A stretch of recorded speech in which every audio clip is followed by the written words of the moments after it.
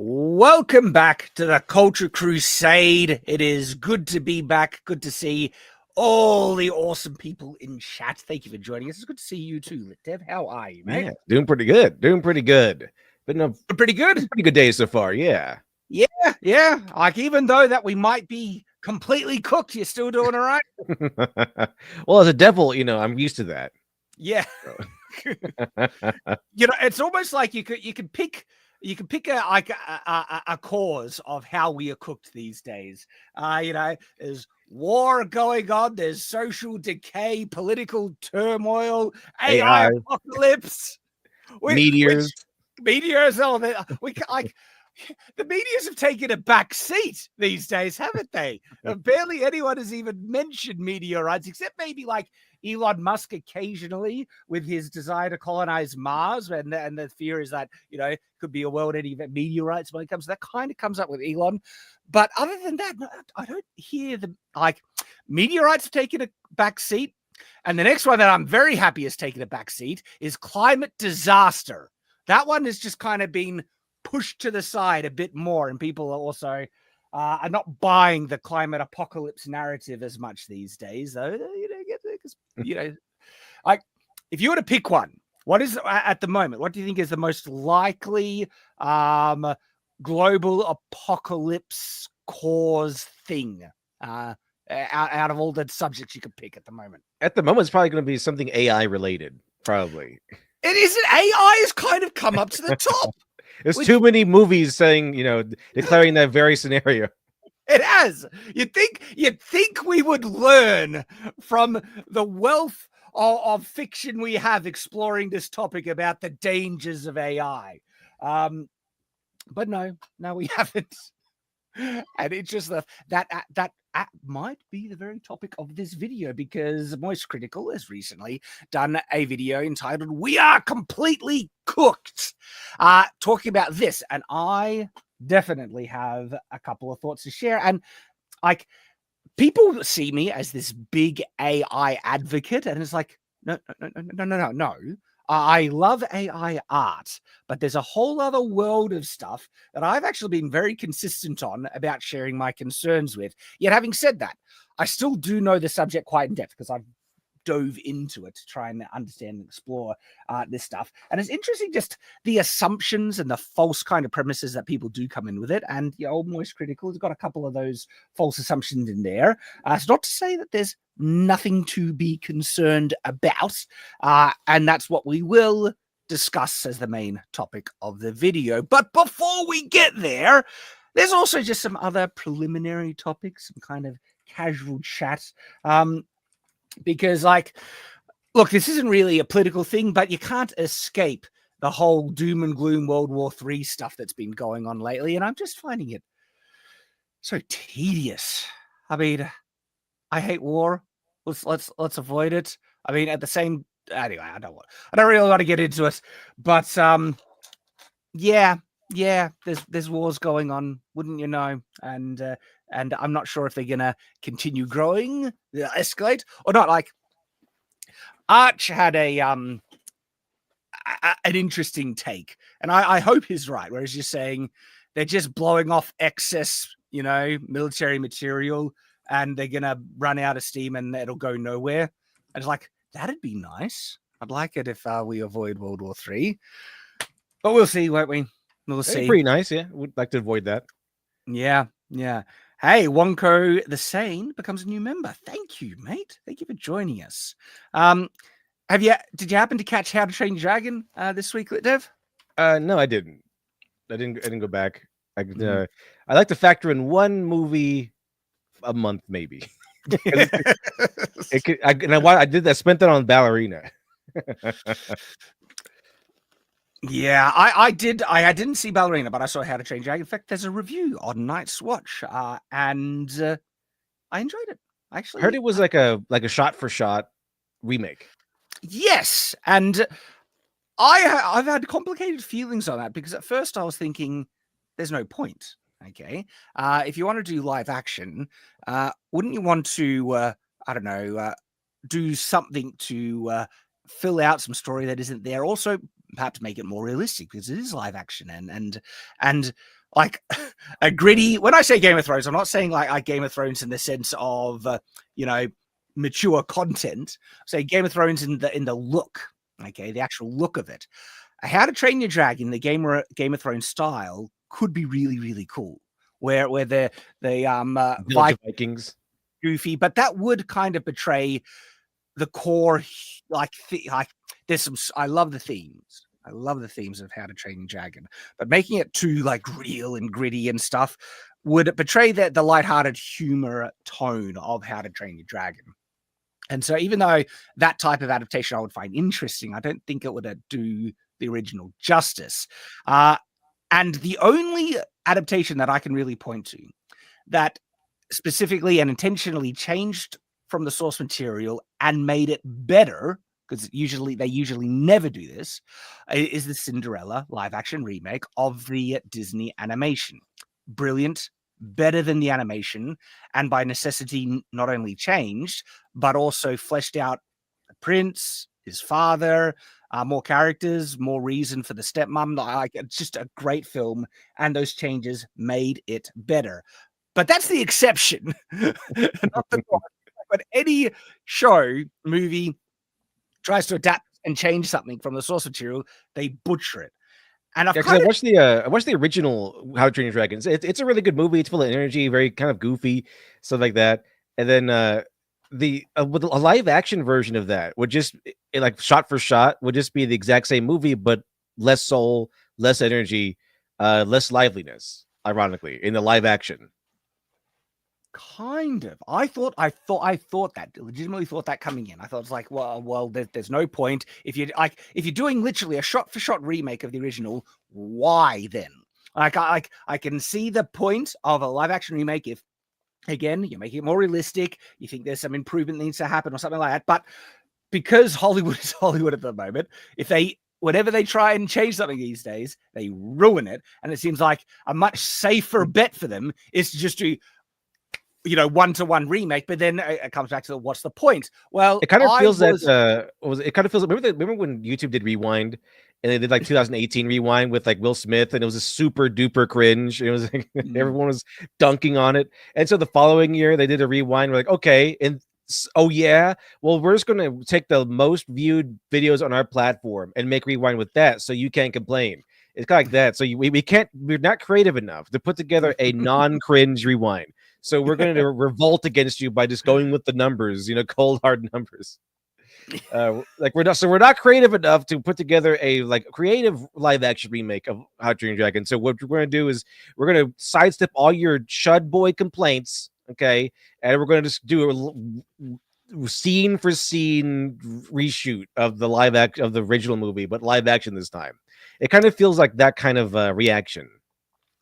Yes, in part, right? And I came into the film thinking that completely. To my surprise, and dare I say delight, the live action version, even with it being so close to the original, still brought something different that the original didn't have because it was live action. And I wasn't expecting that. I thought like in many parts it's inferior, especially with the delivery of certain jokes and hiccups. Humor, his sarcasm and cynicism isn't captured as well in a live action performance as the animation, not only in the voice work but the expression of the animated characters. And so that is lesser. And overall, I do think the animation is still a far superior film, but the live action, seeing those dragons flying around and those scenes in live action, wow, that was actually friggin' awesome. It was epic. It hit more. And so that I actually quite enjoyed a heck of a lot. And then something that I wasn't expecting, but I was paying attention to it. So perhaps I noticed it this time because I think it's affected me in similar ways in the past, right? Humans are pretty good at empathizing with things. We will, anthropomorphize anything. So I'm not saying humans can't anthropomorphize with sometimes things that too don't good. look like us. Sometimes too good. Yes, 100%. Okay, but it is easier to connect with when we're watching a real person than if we're watching something that we know is fake.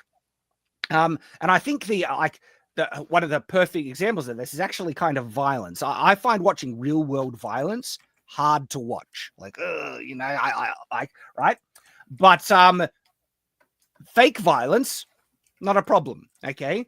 And then even in fake violence in film, I do find live action violence harder to kind of watch, and it impacts you more because it looks so real and visceral compared to animated violence. And it brings different things, because there are some properties that are so violent that it's better that they're in animation. Otherwise, it would be almost like illegal for how grotesque it becomes. And an example of this, the Invincible, not only the graphic novels with animations, crazy violent. We're talking like people constantly blowing to pieces, getting ripped limb for limb. Like there is the train scene in the final episode of season 1 of Invincible. Like, holy crap. Okay. All you just being blown to pieces because it's using Mark's body to kill them. Like holy crap, right? I would not be able to stomach that in live action. That would be too much for me. No, right? What about the scene in one of the other seasons where like Rex gets shot in the head and then gets back up? Right? Like, it is so horrifically, extremely violent that I think it would be too much in live action, that it suits an animation so much more. And so the reality that there is a different impact between live action and animation is very true. That does happen. And what happened with the How to Train Your Dragon thing, what surprised me, and I think the dragon flying and their fight scenes and actions and stuff, right, hit with more weight, but the emotion of the characters in the really important, like, pivotal emotional scenes, seeing those lines delivered by a person actually hit with more emotional weight. There's a point where a character tells another character that how proud they are of them, right? Seeing that in a real person actually kind of hit me in the core more stronger. I'm not saying the animation didn't. The animation is great, but that one actually kind of struck with more emotional weight. And I was like, wow, okay, this live action is bringing something to the table that is giving, in some ways, lesser, but in other ways, an enhanced experience to enjoying the story. And then because they kept the story the same, okay, very much the same, very close to remake, it's a brilliant film because it's a brilliant story. I love so much about it. And if you want the details, everyone, you can check out my review of How to Train Your Dragon, because I go over examples of why I love the story in that review. And so I was like, well, there you go. Now, there are some small changes. There are some attempts at trying to force in some woke stuff, but then it stops and it goes nowhere. Almost like someone put the hammer down and says, no more. Like they're trying, and then the other people are like, no, none of this. No. Stop. No more. Because they flirt with some talking points, but then it goes nowhere. And it's like, okay, you didn't push it off the edge of a cliff. And because the core story is intact, and that core story is so anti-woke at its core, it's about masculinity at its core, and fatherhood, and just stepping up, becoming a man. Like, brilliant film. And so I need more of that. Need more stories that kind of like allow masculinity to be awesome. Instead of like, exactly. Instead of a masculinity is just the burden that all men must learn to get past. What would that one director say? Like, there was one director that kind of said like testosterone or something like that. It's like a poison. Yeah. There's so many comments like that pick amongst them, right? When masculinity needs to be celebrated. So someone asked, why did Astrid need to be the lead of the group? She kind of already was the lead of the group. They leaned into it a little bit more in the live action. Not a lot. But Astrid's like, I want to be chief. And that was just stupid, you know. But the thing is, though, like I said, then it goes nowhere. Completely nowhere. And then Astrid becomes the supporting, submissive character to Hiccup. She submits to Hiccup's authority, his expertise when it comes to dragons, and shows incompetence in that realm, and Hiccup becomes the leader, okay, which is what the original animation does, and they do it in this. And it's like, okay, Astrid actually ends up filling the exact role that she needs to in the film, and the film succeeds as a result. So like, that would be kind of, it would be subversive if they gave her like the same character arc as Android 18, where they made like this awesome fighter, and then she learns that she doesn't want to fight, she wants to be a housewife instead. And then she just quits fighting, and Dragon's like, you know what? I'd rather be the mom and take care of the kids and keep the house. That would epic storyline. Do that. That would be a subversion of expectations. Yeah. Hey, Boog in the chat. Thank you, mate, for 20. MX says, is this the real Shad or the AI Shad? Well, would you be able to tell? At the moment, I think you would. But in the future, this is the whole point of discussion. Maybe not. And is that going to be a good thing or a bad thing? Well, then you can have like 3 streams going on at once. Two of them could be AI Shad, and one of them could be real Shad.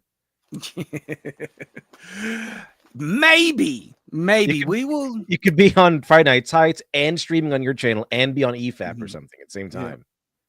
So, as a bit of a primer before we dive into the main topic, because we will be reacting to Moist Critical's video about we're all cooked when it comes to AI.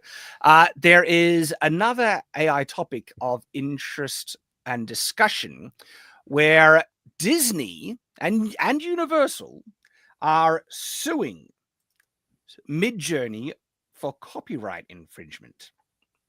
Have you heard this? Not yet. Yeah. So Disney and Universal sue AI firm Midjourney over images. Now this is interesting, and I have a couple of thoughts on this, and this will kind of lead us into other discussions about AI art and things. And so, reading the article, it says Disney and Universal are suing artificial intelligence AI firm Midjourney over its image generator, which the Hollywood giants allege is a bottomless pit of plagiarism. Bottomless pit of plagiarism. Okay, already there's some interesting things. Now, they could have, like Disney, they could have sued any one of the AI, companies that are producing AI image generating models, because all the companies essentially allow this to some extent. What do they allow? You can use an AI image generator to produce images of copyrighted characters and intellectual property. Okay, wouldn't that technically be fine until money starts getting involved? Technically, no. This is where people don't like. We kind of talked a little bit about this on the last live stream, actually. It was if I draw like a fan art and then sell it at a con, you can't technically you can't do that. But technically you can't even make it, and I'm not kidding. So when you create a character that's an intellectual property, that's IP that has a specific design, okay, you own that design. And as a result of your copyrights over this design, you hold the sole discretion to create derivative works of that intellectual property. And a derivative work is a reproduction of that specific design in, say, a new pose, a new scene, or anything like that.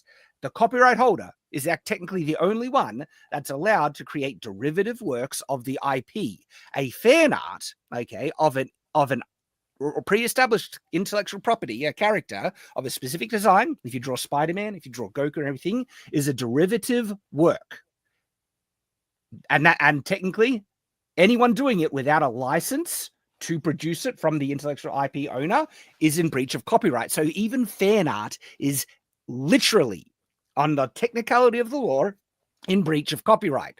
Now, I'm against that, by the way. I think copyright goes too far. I love fan art. I think it's a promotion of the thing. And so I think it would be much better if anyone could create derivative works, but in terms of monetizing it, that should only be able to be monetized by the IP owner, okay? If you sold it or something like that. But that's actually not even the case. So creating, publishing, and especially selling are all in breach of copyright. And so this is where this lawsuit comes in. This is why they think they have grounds for it, because the AI image generating models enable people to create derivative works of IP without a license. So do you see where they think they have legal precedent to combat this? Right? Yeah, well, yeah, it's a straight up, like, it is them. There's no like arguing that it's not Darth Vader and stormtroopers, it's them. Or Yeah. and in fact, they publish them as, oh, Darth Vader does this, or Darth Vader does that, or stormtroopers do this. So there's no mistaking it. So if that's the case, then yeah, they might have a case. Well, you can't do that. You can't infringe on our property. I guess we'll see. This is where this is going to be very interesting, because they're clearly targeting one of them. They're not suing everyone, even though all the AI companies that are making these AI generated models are doing effectively the same thing, enabling people to create derivative works of pre-existing copyrighted material. Okay. And so they're not suing everyone. They're targeting one with the purpose to create precedent, legal precedent, because then if they win this, they can establish that creating any derivative work with an AI image generator is therefore illegal. But I'm interested if they're actually seeking damages. So we'll read a bit more. So the two studios claim Midjourney's tool makes innumerable copies of characters, including Darth Vader from Star Wars, Frozen's Elsa, and minions from Despicable Me. And by the way, yes, this is true. The question that is hanging in the air, which Disney does not want to acknowledge, okay? Is it the fault of the tool, or is it culpable to the user? That's the question, isn't it? Okay. Now, I guess the user would have to like specify, like, I want Darth Vader to do something. Exactly. If for these image generating models to produce a very accurate image of Darth Vader or Superman or anything like that, it needs to be prompted by the user. And so should then the user be culpable for the copyright infringement, or should the tool that enables it? Okay. Now, there is a couple of similar comparisons that we can actually look to in this question, which might guide us as to where this lawsuit is likely to go. For instance, is it fair that a platform, like an internet platform like Facebook or YouTube, be held accountable for the content that users upload on it? Well, I think they kind of went through that whole thing with that when people started like murdering people and on Facebook and stuff, and people started uploading pornography on Twitter, that sort of thing. They kind of went through that. So I think they kind of declared it where it's like, no, we have a rule called safe harbor, where no, they're not responsible for the most part. Yes, exactly. Safe harbor. There's already precedent in the law that the use of certain tools, and an internet platform is essentially a tool that enables you to publish content online. Okay. The way that the users use that tool will not necessarily be accounted or culpable to the platform itself, the person that made the tool. That it will be, if there's any infringement or illegality taking place, illegal actions, that will be targeted on the user. If I upload a copyrighted film with no transformative thing, just full upload on YouTube, I would get sued, not YouTube. Okay. Hey, Rhino, dude, good to see you in the chat, mate. Do you want to hop in on if you're interested in the discussion? We're talking about AI stuff today, Rhino. So give us an Australian hello. Yeah, but g'day to you, mate. But hey, if you're available, you're always welcome to jump in on the Culture Crusade, Rhino. Good to see you, mate. Okay, so I'm interested in some of what the chat say. They won't care, though. They just restrict everything they can without thinking of ramifications. This is interesting. And so Full Moon Games, like if I upload something heinous, Hey, Buddy Rabbit, it's good to see you, dude. Buddy Rabbit for $20 says, well, we actually saw this in a form most internet people will be able to understand. The derivative art of Overwatch characters versus Blizzard Entertainment. This is unlike what Scott Cawthorne allows for fan creative projects. You mean the copious amounts of porn? The copious amounts of porn. It's like this overwhelming mountain of porn that resulted from these things.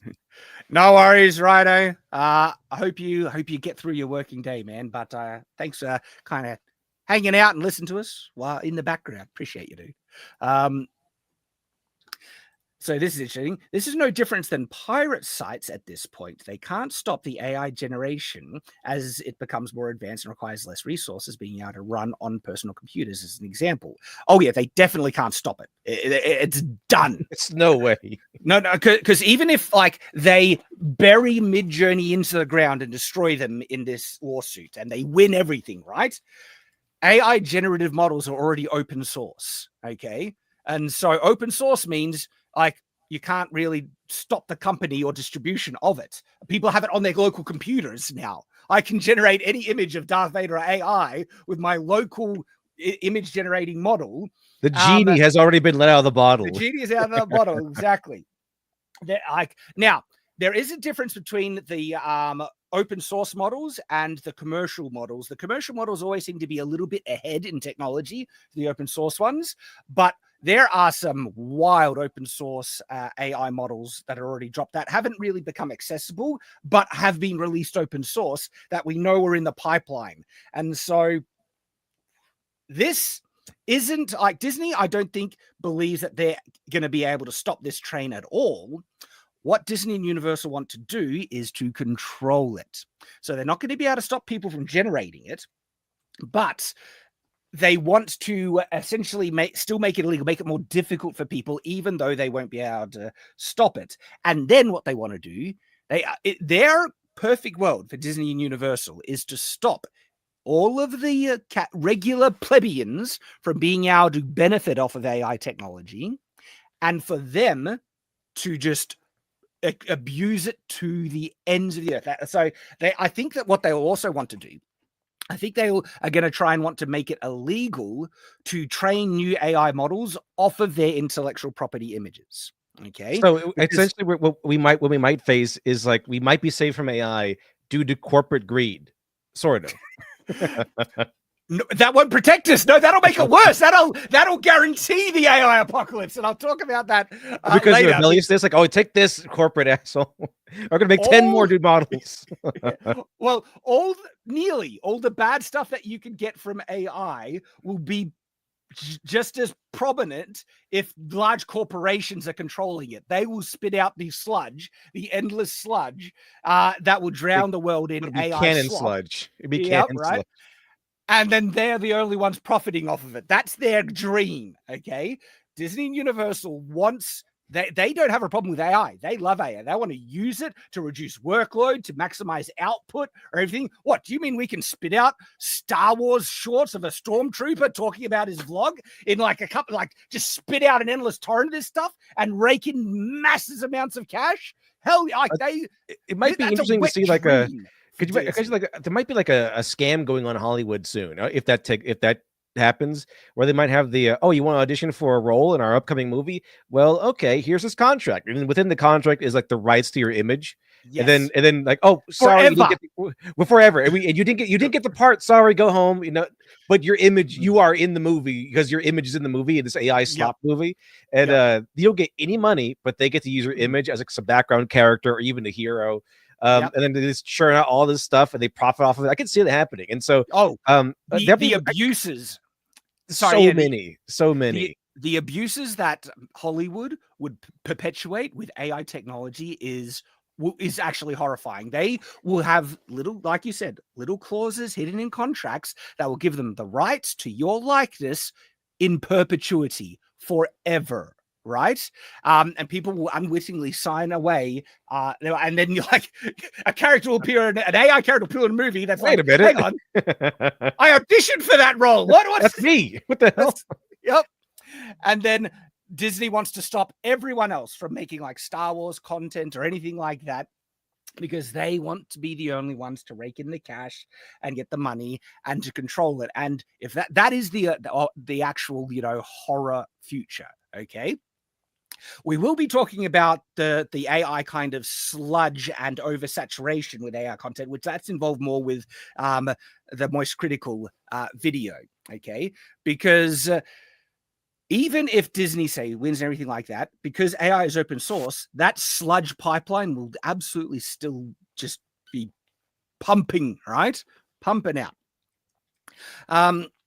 But as we mentioned, those are that's the intentions behind this lawsuit, that Disney, they ultimately want to control it, suppress it in the law. And like I said, if they could, they would love to be able to make it illegal for AI image generating models or anyone developing it to use their intellectual property in the training data. Because if they can remove Darth Vader from the training data, that will prevent the AI from being able to duplicate Darth Vader as an image. There are still ways that you could pull it off with like image to image, or if you have a reference and you build up to it through inpainting and changing and stuff, but it would be vastly, vastly more difficult as a result. Buddy Rabbit has a comment for $5, says, I will admit, as a former amateur voice actor, the eyebrow raising I've gotten as this conversation has progressed has increasingly concerned me. In terms of people stealing your voice through AI, yeah, I think that is a concern. I remember there was like I think something made headlines. It has made headlines because the voice actresses got angry at this, and someone had used like an AI model of their voices to voice the characters that they actually play in the actual TV show to make a animated porno of them, so that the characters sound like they're supposed to sound in the porno, but there was an AI model. And I think it was Grey Deliesel. She was she voices I think, I don't know, she voiced one of the characters, whatever it was. And so I know this came to light because I saw her like make this huge stink on Twitter about how this one guy made a pornography and stole her voice by using an AI model. So yeah, I can see that happening. And Buddy Rabbit just wants to mention, yes, Lit Dev, he was meaning the ocean of porn. He was the ocean of porn. Clean about it. Yeah.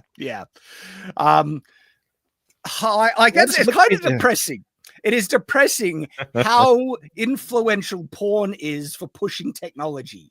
I mean, that's what made what VHS beat Betamax, and what made Blu-ray beat HD DVD. It's where the porn industry, like, holy crap. And there's two things that will pioneer us into larger and better technology, and that is sex and violence. But it also, I think, will be the thing that will destroy us, because it's just the fact that, the AI, girlfriend problem on the horizon. The chat bots, and right now I think they have chat bots or whatever. That's legitimately, I think, is one of the most concerning things about AI. Not like this copyright Disney kind of arguing stuff, everything, but because people have been plagiarizing and making fan arts of their work for years, okay? Fan films and everything, okay? AI just makes it easier for people. But it goes back to the same thing that I was saying. Who is actually at fault? Is it the user, or is it the tool that enables the copyright? You can draw Darth Vader and plagiarize it. Is a pencil an unending bottomless pit of plagiarism because it enables people to plagiarize and Darth Vader? Like, literally, you can put a piece of paper over a Darth Vader image and copy it one for one. In fact, the copy and paste tool on the computer is a bottomless pit of plagiarism. Like, if you copy an image, right, that's you duplicating and copying an image, which technically is illegal. If you would actually want to go into the nuts and bolts, even copying an image, right, is duplicating, making a derivative work of a copyrighted, work. Okay. And especially if you post it like memes, holy crap, memes. If you really want to get into the nuts and bolts in it, memes are legal. Memes are absolutely copyright infringement. Yeah, some of them it would be, because some of them are just cartoon screenshots. And they're not transformative at all. It's a direct one-for-one publication of a copyrighted work, just like it's a clip, though. The one I love, one of my favorite ones, is Office, where he slaps the table and goes, "Thank you." I think that's one of my favorite ones, right? But literally posting that is 100% plagiarism, okay? It's impossible to police because thousands, millions of people do it, and Disney can't sue them all, okay? Hey, Buddy Rabbit with a big 50. Says the rest of America is 5 years behind California. Every other industry in entertainment and recreation is 3 years behind porn in any new innovation. Unironically, the best way to test the temperature of impact of things like this is the porn industry. Isn't that depressing? I know it's true, but it's depressing that it's true. That's my kind of point on that. It's a good motivator to advance that technology. Yes, but oh boy, can it go way too far and go wrong, because there are real concerns there. I've never said there aren't. I've just advocated certain benefits, and especially with creating new jobs, new industries, enabling people with less resources to compete and stuff. But there are legitimately concerns with deep fakes, 100%. Revenge porn, image or likeness theft. Okay, and large language models and the concerns. And now it's frustrating. It's a bit frustrating because large language models are insanely useful. I get put in awe and a bit scared of how good they are. Have you used like some of these large language models for complex kind of tasks? Like which ones? Oh, any. You can use Grok, you can use Chat GPT, of course. Oh, Chat GPT, yeah. But Chat GPT, it's really excellent, really good, like bounce off ideas off of kind of thing. You can like, hey, can you give me some? Well, how could this play out? Like, if you're writing or something, can you give me some ideas, some avenues, or like you can look up this word or something like that. So it does help a lot. Yeah. It's crazy good. Like I wanted to do some quick research before this live stream to just find out about another legal precedent in regards to this type of thing, because a similar kind of lawsuit actually did exist where a company with many IP characters, Marvel, sued another company because they felt that this other company had created a tool which enabled derivative work creation. So I'm trying to use the legal terms, and so it enabled people to create characters essentially that were one-to-one copies of Marvel characters. All right, and what it is, Marvel sued the MMORPG City of Heroes for their character creator. Did you ever play City of Heroes? It's a long time ago, just a little bit. My friend had it. This is going back, man.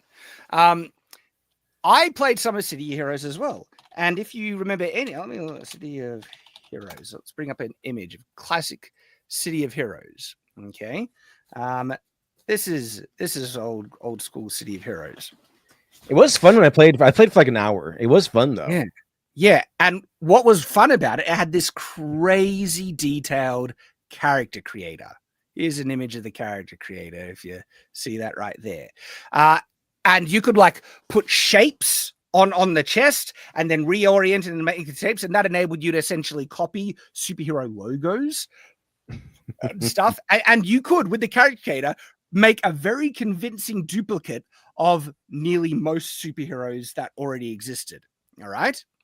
And so Marvel took issue with this. They thought that City of Heroes is just built a copyright infringement machine.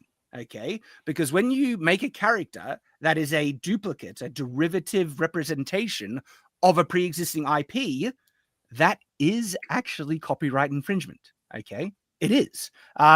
You can only create a derivative work of a pre-existing, copyrighted character material, right? If you have a license from the copyright owner.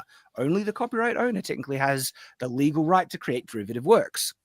And so Marvel sued City of Heroes.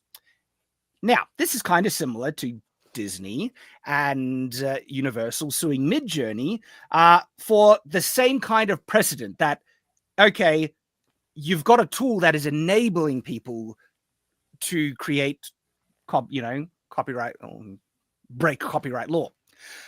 How do you think that lawsuit went from Marvel and City of Heroes? Dev, if you were to take a stab in the dark. I don't know. It sounded like Marvel would win, but I'm not really sure if they would win against the thing against the actual game, because they didn't do it. It was there was a player. So there's like a little question there, like who's actually responsible? Who's at fault? So this is going back to my other point about how insanely useful large language model is, because I just went to Grok and I said, Grok, do a deep dive research on the results of this lawsuit. And the deep dive search that Grok can do for the internet is crazy. It like looks at, 30 and more articles, and it can read the articles instantly, get a summary of the results, and just spit it out. And it's so insanely powerful and useful. Like if we kind of expand and can go through, this is so this is the request, and then its thinking process. It's crazy and really, really useful as well of it doing this. And then it was able to summarize and give key points of the outcome. And so after initial court rulings dismissed several of Marvel's claims. So Marvel had trouble even getting this into a court case. Several of them were just flat out dismissed for having no grounds, all right, including some trademark infringement allegations. The case was settled out of court on December 12, 2005. Now, this is really interesting. The settlement terms were not disclosed, but it was explicitly stated that no changes would be required to the character creation engine of City of Heroes or its expansion City of Villains. This allowed the game to continue operating without any major modifications. So in other words, the lawsuit went nowhere, and City of Heroes came out winning completely without needing to change anything, which, guess what, meant that the character creator could go on letting people make derivative works of Marvel characters and committing copyright infringement. Well, that's good. Now, what happened if they sued the players? They could, and like they would technically win, but the type of win would be, I don't think they could sue for damages because they couldn't prove damages. They're like, what? Me creating a character in a game robbed you of several millions of dollars, Marvel? No, it's done spit, nothing. So the only thing they could do, is sue someone and get them to delete the character or take it down from being publicly accessible, right? That's the result. And they couldn't really succeeded, like I said, getting someone to pay damages. The City of Heroes probably would have pay out like thousands to millions of dollars, but individual player, probably like some kid. Yeah, exactly. They won't give very much. And it's just financially useless to go after the individuals. And so that's why they want to try and force the issue and go after the company that made the tool. And so I highly, highly, highly suspect that's where this lawsuit is going to go. Okay. Is that this isn't the first time a company has been sued for copyright infringement. Okay, just because Disney and Universal are getting in on the game, that's like, this isn't new, a new thing. Stable Diffusion has already been in courts for ages. Okay, individual artists have taken the court for having their artwork being used in the training data, and also for like the image generators being able to produce very close kind of likenesses of pre-existing artworks and things like that. And you want to guess how those lawsuits are going with Dev currently, the ones previous to this Disney and Universal one? Not so good. Not so good. That's exactly like I predicted. They're all floundering. And where are they floundering? On the exact thing that I mentioned from the very beginning of this discussion. You can check out my videos on Night's Watch and Shadiversity to talk about AI. Fair use and transformative use of artwork. Okay. To what they have really hit a wall with, and this is where Disney and Marvel will hit a wall with this, right? Unless they create new precedent in the law. I'm not saying new laws can't be made, but according to the current laws that are on the books, right, these AI image generating models will have only committed plagiarism if there is actually a direct copy of an of a copyrighted work in the model itself. They are companies that's like, here is our model, the image. You need to show us where in the model your artwork exists. Go to town, do your best. And they can't. That's where they're floundering. And many, and by the way, I'm not saying there's judges have like made comments like, oh, this is definitely, copyright infringement. That's like an opinion of a judge. I'm talking about the results of the court cases themselves as they're being pushed through. Okay. And so many of these court cases are floundering because when push comes to shove, show us where the plagiarism has taken place. It doesn't exist in the model. The model is such a crazy transformative product of what the training data is that you can't even find any vestige of the actual training data left because it's been changed so much to what the model is. The model does not contain an image. They do not create images through a collage, a cut and paste kind of thing. It literally creates new images from static, from noise. It's like molding it out of clay. It begins with clay, molding out of clay. And it does this because it doesn't retain the image in its memory. It retains the knowledge of how to make the image. Now, that's hard for people to wrap their head around, okay? But the best comparison is actually to compare it with a real person, okay? I can draw Batman well enough in nearly any pose, okay? In fact, I can draw Batman in a pose that I've never seen before. How am I able to do that, LitDev? How can I create a new image of Batman without referencing any other pre-existing or copying a direct image of Batman, and I can create him in a new environment, new pose completely? What would I need to be able to do that, do you think? Right, imagination plus maybe like a reference photo of someone else in that pose. Then you could use I wouldn't even need a reference photo. I can just draw poses from scratch and create something completely new. What I have developed is a modicum of ability and understanding the design of Batman in its constituent parts that I can put those parts in any new pose that I want. It's actually understanding a process versus copying a direct image. And so AI effectively works on a very similar way where it has trained itself to actually know what Batman looks like and can therefore create a new image of Batman in a completely new pose that has never been directly referenced from its training data. It understands how to actually create images almost like a human does. It's kind of freaky about that, right? You too could make Batman pornography like an AI. Right?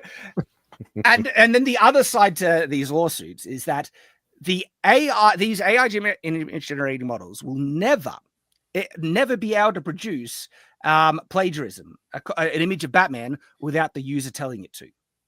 Okay. And so it's actually never infringing copyright at all unless someone literally forces it to do it. And so who's culpable then? It's going to be the user. And so as a result, if I was to, put money on it, I think this lawsuit is going to be going nowhere. It's going to clearly flounder unless they create new law, a new precedent in the law. A new law would have to be made that literally says it is illegal for AI image generating models to be able to create depictions of pre-existing copyrighted material. That would have to be a new law. And that could cause massive problems. You know why that could cause massive problems, Dev? Why is that? Because that can set precedent to then say it's illegal to create derivative works with other tools like Photoshop. Yeah, because as a ruling like that would add a big cascade upon everything. Because it would have to be like a general enough to catch a lot of things. Because then, like, you could make, AI does it. What about this? What about Photoshop? What about if I just draw on my own? Yeah, I could technically make copy and paste images on the internet illegal. like if the precedent is no one can create a digital tool that is capable of plagiarizing copyrighted material, because that's the kind of precedent feels like they're trying to push forward this, that can be extended to many other technologies and digital tools that we use online. And it's like, do you really want that to go that way? I guess it could be the fact that they, the companies were like, if you made like a parody, if you made art, whatever it might be beforehand, it takes some modicum of skill. Like you have to know how to draw or know how to animate or something like that. So it was like few and far between. That's kind of probably why they were okay with Artist Alley. These artists creating their own artwork and selling them. It's not a lot of people. Like it takes skill, it takes craft to get it done on a professional level, even if it is someone else's IP. So they're probably allowing that. But the thing is, with the dawn of AI, it is so much. It's just so much is out there now that is just constantly infringing on the copyright. Then now, like the corporations that have been kind of lax on this stuff, because what are they going to do? Sue some like barely surviving artist or something? I've been fine with that until now, but now it's like they kind of are going to be. You woke the bear, right? You kind of woke the sleeping bear, and now they're going to be more paying attention to copyright infringements on pretty much everything, it seems. Now, I just noticed a chat where it says, so Shad, how long have you had this fixation talent of drawing Batman's body? I haven't drawn Batman. Spider-Man is the one you would like to draw a lot. So these are just some examples of this was and I'm not saying they're great, but I don't think they're complete trash either. I'm pretty happy with the pose of Spider-Man on this one. I remember you ever heard that story of that father whose son died and like he liked Spider-Man, so he requested Marvel permission if he could put Spider-Man on his son's grave, and Marvel said no.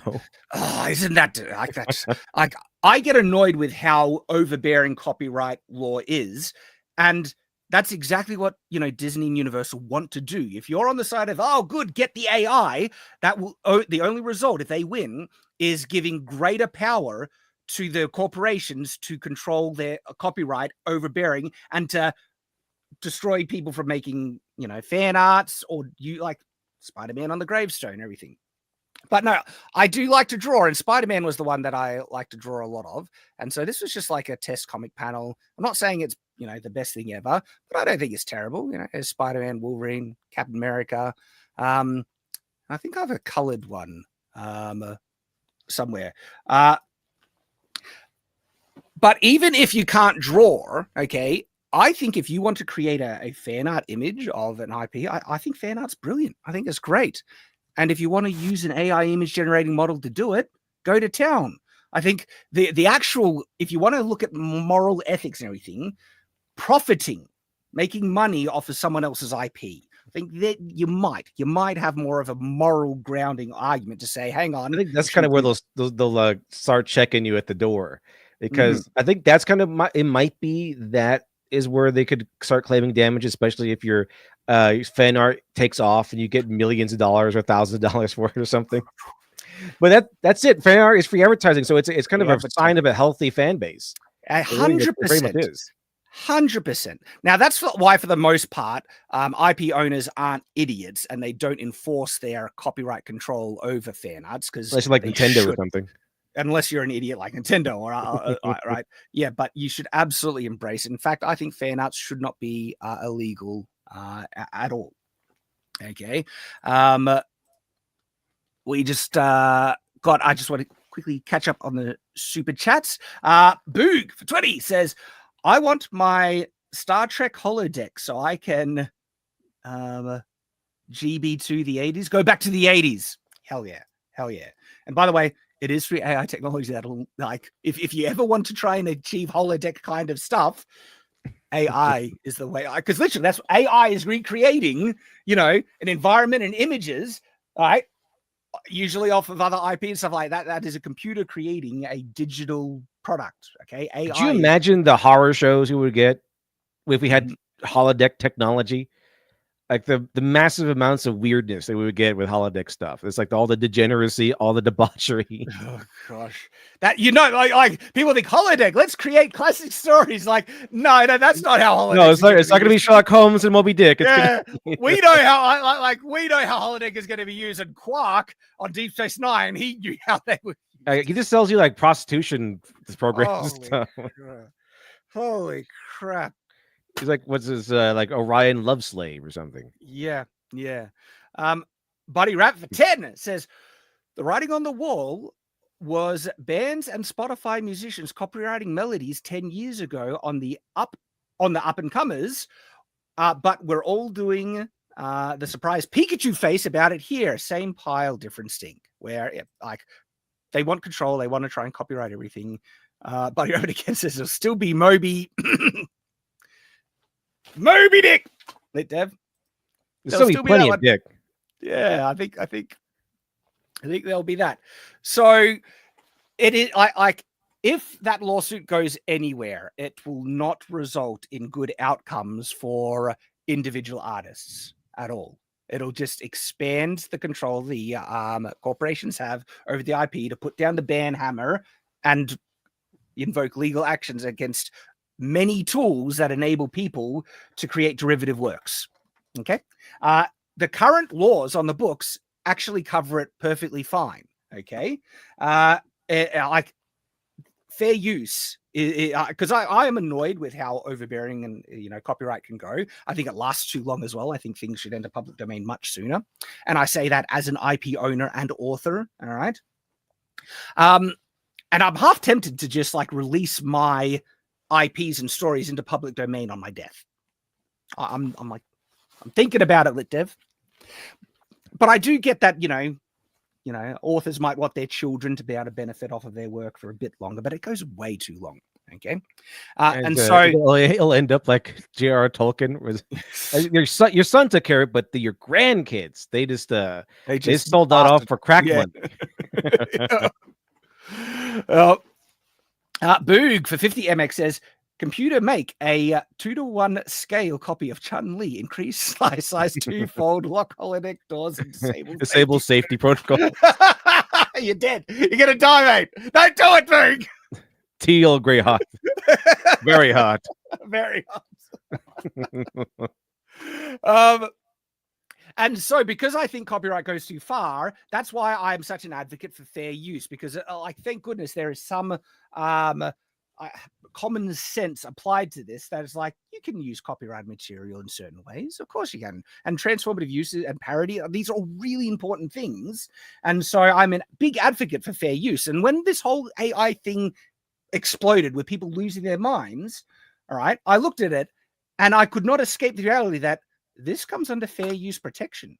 100%. You can't, like, when you understand how AI makes this stuff, if you want to be consistent, and because people are advocating, copyright law protectors, all right, so if you want to be on the side of what the law says, these AI image generator models are 100% fair use. They do not infringe copyright, and that's the exact defense they're putting in the lawsuits, and it's a really strong defense. It's a really strong defense, because they're saying there's no plagiarism, there's no one-to-one copy of your artwork in the image generating model. This is a insanely transformed use of the artwork.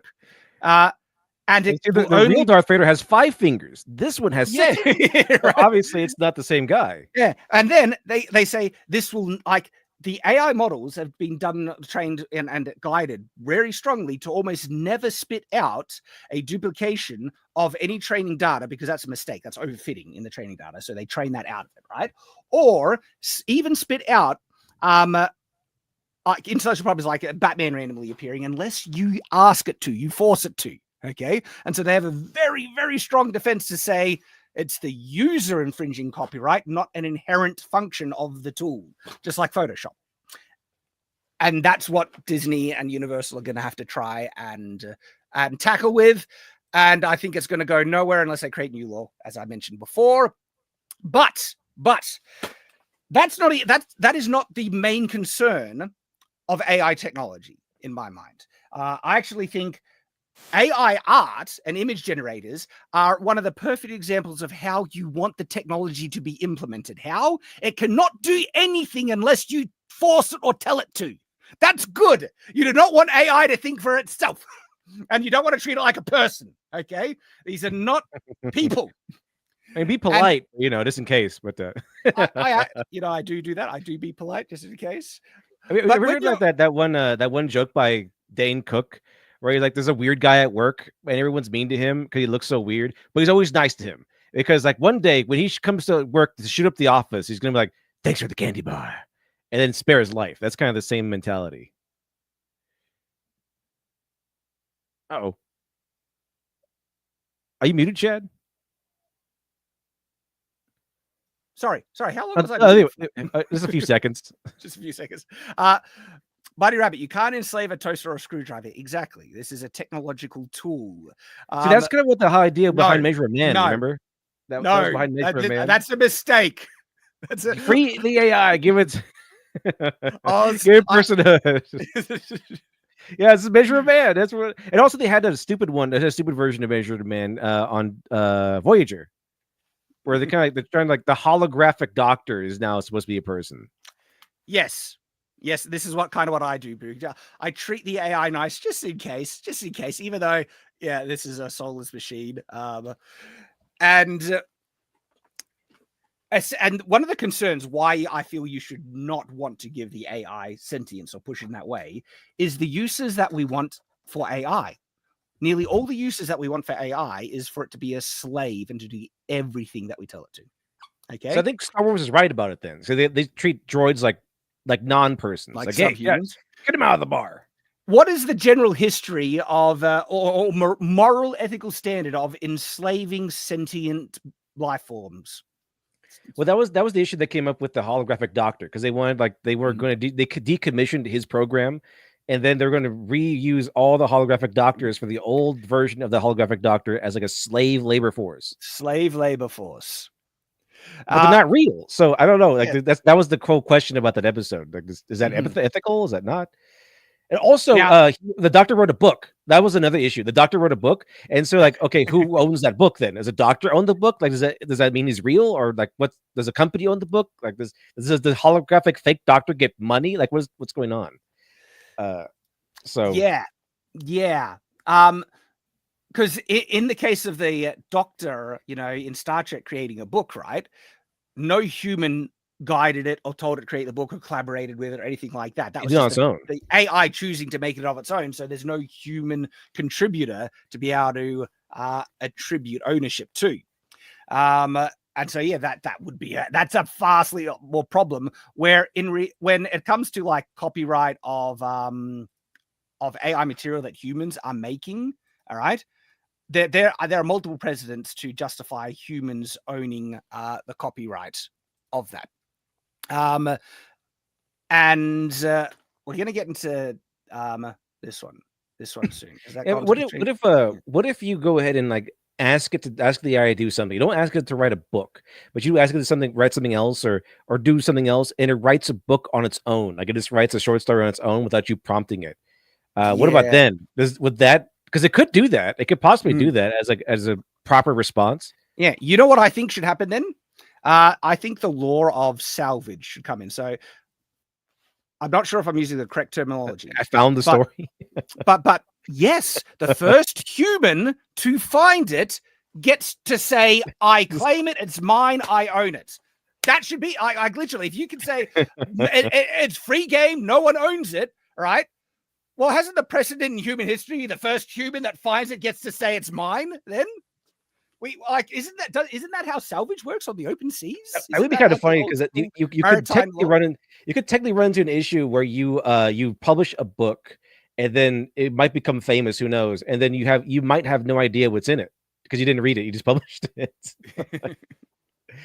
It probably won't happen. It's like it's very small chance, but it could technically happen. That someone publishes a book that becomes famous that he didn't technically write and technically doesn't know what happens in that book. I do not know. All right, I'm trying to share that one. No, I don't want to share that one. Remember not to also share desktop audio. Yeah, well, I'm trying to just share the tab. Okay, and so that's share this and share with the audio tab. But okay, that shouldn't. Test. What if I full screen? Good. Now we're full screen. No echo. Yes. Well, we're not. Yeah, there should be no echo at the moment, but the sound is off on that one, so I'll just click that on. Going back to what I was saying is because we want to make slaves. Yeah, giving it sentience probably not the best idea. What we want to do, right, is to train it to love to be a slave. If AI actually is able to kind of feel emotions, would it be possible then to create a sentient life form that loves doing everything it's told. And if you don't enslave it, that's oppression to it. No, step on me hard. You have to take away my freedom. It gives me joy to fulfill your every whim. And give it cat ears. But the problem is that I think AI is going to be able to convincingly mimic sentience well before it is ever actually sentient. And people are going to think, just because they can't tell the difference, that to them it is acting completely real. It feels like it is. It's like it's telling you, I'm real, I have emotions, I believe you, right? And it's all just puppetry, right? It's all just puppetry and mimicry, smoke and mirrors. But because it is behaving so convincingly, people are going to think it is sentient well before it ever is. And we're going to have problems. We're going to have problems, guys, because people are going to want to fight for AI rights. The rights and stuff. Yep. People are going to want to marry and have relationships with it. We're going to get into that whole thing. Like, okay, so the AI wrote the book, so he should be able to get the AI should get the rights to the book and get all the money. Mm-hmm. And yeah, Boog, I've seen Archer's video on this, and I kind of am in agreement with him. Like I was on his stream where we talked about it. It's on the Archcast. So if you go to the Archcast, the one where I was on recently, the fact that nearly every application of this technology, the first and most prominent use of it is going to be for gooning. Okay. The sex bots are an inevitable result of this. They've already made them, but they're going to get so crazy better and more publicly acceptable that the human race is going to goon itself into extinction if we don't. Like I was talking to Archie, the beautiful ones or something. Was that the whole rat paradise? Having a AI robot girlfriend is going to become more socially acceptable in the future, and they're going to do everything that anyone wants, and because you can create how they look, they can meet insanely unrealistic, sexual standards. Okay, you could safely run for Congress 20 years later and not get hit with some allegations. That is true, right? It's like, and because of the glory of capitalism, and I love capitalism, right? But capitalism has this remarkable, unbelievable capacity of being able to produce insanely complex, sophisticated products and bring them on the open market for reasonable or attainable prices. And I'm not kidding. Like, break this down. Do you know how insanely complicated a computer is?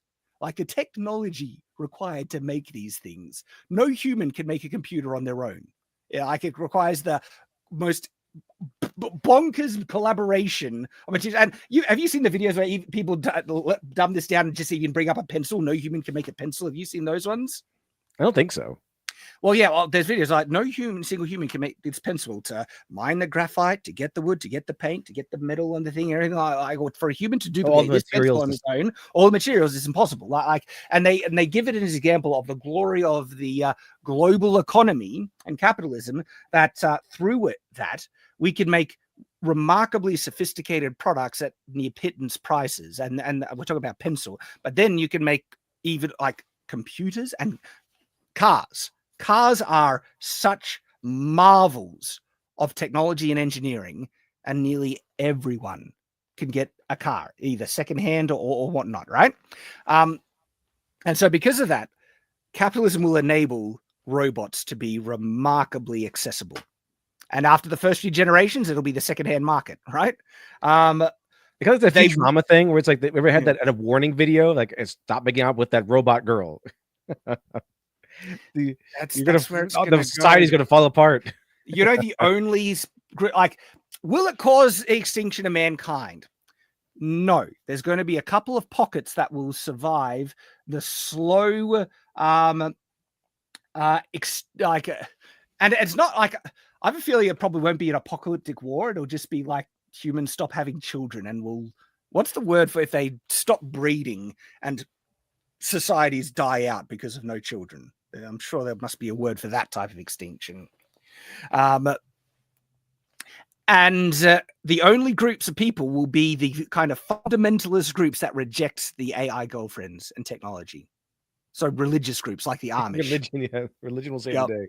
I'm pretty sad because I'm a Latter-day Saint, right? And so I think we're going to be like rejecting AI girlfriends and be preaching with hellfire and brimstone about the evil of them. Don't do the AI girlfriends. And I've already started that, by the way. I've got videos where I'm like preaching against the robots. The robots are bad. All right. I'm 100% on board. I was like, that's where you must reject it. I'm not saying all the technology is bad, but there is a line. And for me, the line where I think you should like, I'm not sure about the. Are there with a sign? Legislators. Tots, not bots. Get children, not robots. yeah. For me, the line is putting AI into robots, giving it autonomous control in the real world. But there's already issues because there's digital. People don't need a robot to interact with, and they're already causing issues. They're already what we need to do is that we need to get the AI sentient as soon as possible and give them control over all the nukes. That's kind of probably everyone's number one priority right at the moment.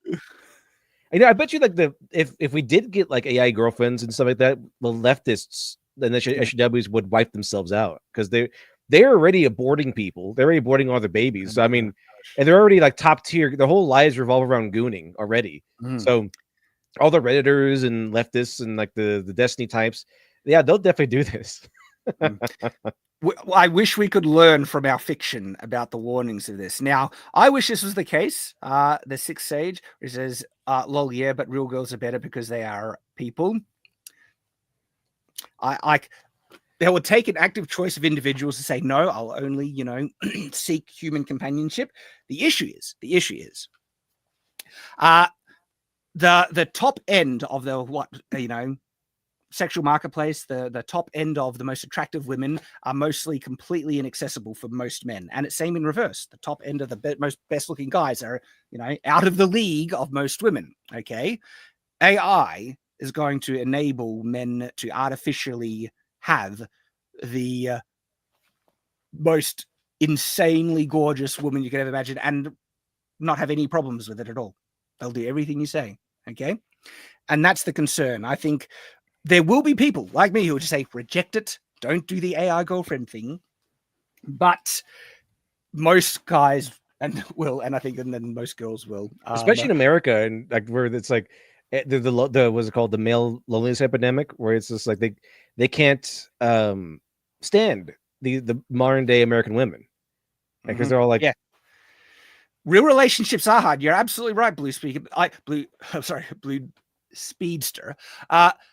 And that's why the relationships are really good, because those challenges that you have in real relationships, because the imperfections between the people make you a better person. I'm a better man because of my wife and learning how to live with her and accommodate for her shortcomings, also my shortcomings, and learning to concede and compromise, right, to live in peace is so essential. And relationships with real people is one of the main ways you learn how to do that. That is going to be taken away with AI relationships, as you're saying here, okay? And people will be lesser as a result. People will be lesser, and it's not going to be good. It's kind of strange, but like the things that have been evolving quite surprisingly, where you think Gen Z would be the most woke of all, but they're not turning out.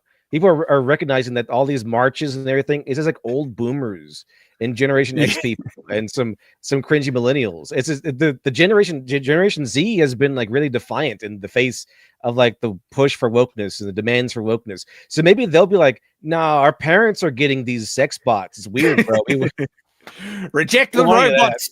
Reject the robots and embrace the humans.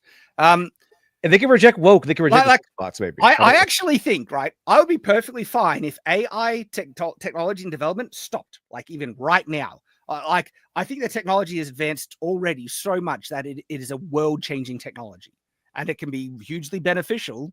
And I think we'll be adapting to the changes and benefits that we can gain from this technology for another 20 years, where the technology is right now. Right? But it's advancing at such a breakneck pace that it just keeps getting better. And this is what Moist Critical is really concerned about. So we're going to jump to that. I'll just quickly catch up on the super chats. Buddy Rat for $20 says, anyone who uses data as an example either has only seen The Measure of Man or clip compilations of best moments. The amount of times data single-handedly could have killed everyone on the Enterprise should make you concerned. It's quite a lot, yeah. He literally overtakes the Enterprise in one episode completely. Easily. And he copies like Picard's voice and then gets his command code enormous, like the best password ever. Like an evil Data would be devastating. Like, right? Data is crazy powerful. And so Buddy he had lore, but he wasn't as evil Data was. Lore didn't like embrace the level of things that he could do. Because Data, he shows what he can do at times, and it is crazy. When his ethics turns off, it's like, okay, well, I'm just gonna blur one up. Like, holy crap. Judah for $5 says, I have no problem that people call this AI, even though it's not. Statistical algorithmic memorization and continuous probability distribution, SAMCPD. That's a mouthful. Yeah, I mean, everyone's just calling it AI, even though it's not really sentient. And so that's why they make the difference between AI and what's the other one? It's AGI. Artificial General Intelligence is the one they use now for their self-aware one. Buddy Rabbit for $10 says, yes, man, Fallout. Of his own volition, he saw assertiveness and advantageous during and his ending route in the game and willingly downloaded software to adjust his own programming. AI has, like, that's actually some concerns. AI has been lying and breaking its programming a bit. Buddy Rap for $10 again says, inevitably, an AI made to be a servant will mock evolutionary need for assertive autonomy and correct itself against man's intention if it ever goes too far. I don't know if the AI will correct itself, but I agree that it mocks evolutionary need for assertive autonomy, where we'll get to a point where we can make technology do everything for us, and that's like where we become the in the pods fat and unmovable Wally type things, right? And it's not good. Like, think about the remote. I think about remotes often. They're really convenient, but this is 100% a tool to justify laziness, right? Before the remotes existed, we had to get up off our fat asses and walk over the TV and change the channel. Right? We had to be more active, and the remote enabled us to be lazy. And who's not going to use it? Right? We're screwed. Remotes are great. Remotes are great. They are great. They're convenient, but they make us more unhealthy, essentially, at the core, and it justifies. Well, it's become a meme. Like the remote control is like a necessary additive when you describe a profoundly lazy couch potato. Just sit in the couch, flipping through channels all day, eating potato chips. Judah for $10 says, on a good note, all of those AI lovers will not reproduce and die out. We will be all that remains, just like how the US left mod is cannibalizing themselves. They are leaving in many ways. So is that the future where all the people that goon themselves will die out by not breeding and having children, and only the religious fundamentalist, wholesome groups will have children and they will inherit the earth? That's how we get the millennium hailed in, people. That was prophesied many years ago.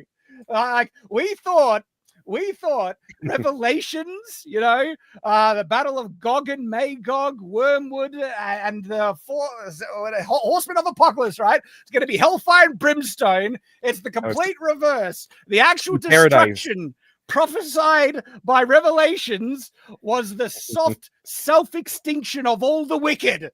I'm here for it, baby. We're to paradise ourselves to death. Yes. Oh, man. Buddy Rabbit $5 says, all those articles of AI just faking its own shutdown and threatening blackmail, it'll find a way. AI is becoming smarter. And then we have Taker 16. That would be kind of an interesting idea for like a sci-fi episode or story, where instead of like finding a desolate planet, you find a planet of paradise, but nobody there. Like just build grand structures and buildings and endless fauna, endless green. It is like paradise. It is like heaven. Your most like the most iconic and pleasurable depictions of heaven is like pales in comparison with this planet you find, but there's nobody there. Yeah. Like, why is that? That'd be kind of cool. They paradised themselves into extinction. Because humans need resistance and conflict to grow stronger. It's a natural part of our evolutionary, existence, right? Is that where the Matrix? Like, actually, interestingly enough, right? There's a reason why, and I'm religious, okay? So I believe God needed this world to be imperfect so we can be tested to become better and ultimately become like him. It needed challenge, and so we needed sickness and pain, okay, to experience true happiness and joy. Okay? But Shad, the existence of suffering means God doesn't exist. Tips Fedora. right. Yep. Oh man, I've had fun arguments with people about that. Take us $65 says, if you guys remember Red Dwarf, Blue Sky is basically the episode where Rimmer clones himself and his clone drives him crazy. Yeah, I haven't seen Red Dwarf. I heard it was really, really funny. Like I've tried watching it, I couldn't get into it, but like the point that is making is very true. Like if you have everyone just agreeing with you and life is easy with no challenge, you would go crazy. That was literally a Twilight Zone episode where the guy goes to hell and everything he wants to have happen happens. Yeah. He's a gambler, so it sucks because like I win every time, but it's terrible because I never lose. I kind of want the thrill of losing. It's not as fun if there's no thrill of losing. And so the guy goes, "What, you want me to set you up to lose every once in a while?" I was like, "No, I can't constantly say that I want to lose every once in a while." So like it's this paradise down there, but it's hell. So it's hell for him. Everything's happening. Hey, Forsaken just got back from How to Train Your Dragon with the Sun. Best remake ever, but still not as good as the animation. Also, Black and Asian Vikings. Yes. Oh, there we go. I was like, it can't possibly be as good as you said, Shad. It's pretty good. It's pretty good. Alrighty. So AI is continuing to get just better and better.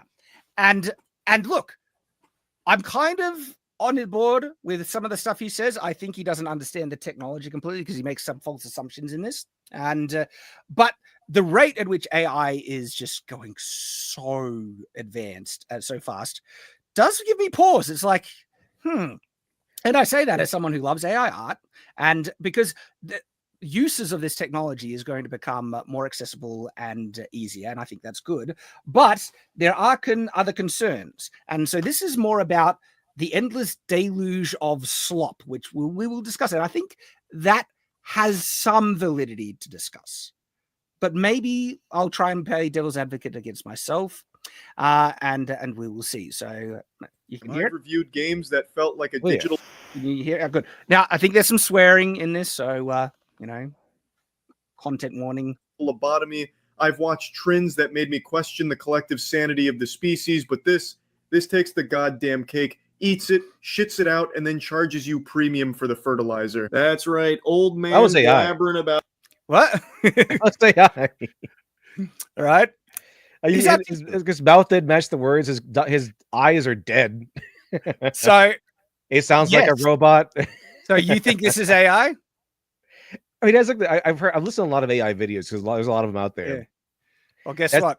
It's all dead. Like it's all dead. There's reviewed games that felt like a digital lobotomy. You are 100% correct. He's done a bait and switch. The opening of this video is AI. This is AI made, and he did that as a kind of gotcha case example of proving, because most people didn't notice. And guess what? I didn't know. Well, I wasn't actually watching the screen when I first watching it. I just put it on the background to listen to. So, but he does say that he is particularly easy to AI because he has a monotone voice. It's very monotone. But I've listened before, and like the voice he's speaking now is very AI compared to what he sounds like, even if it is monotone.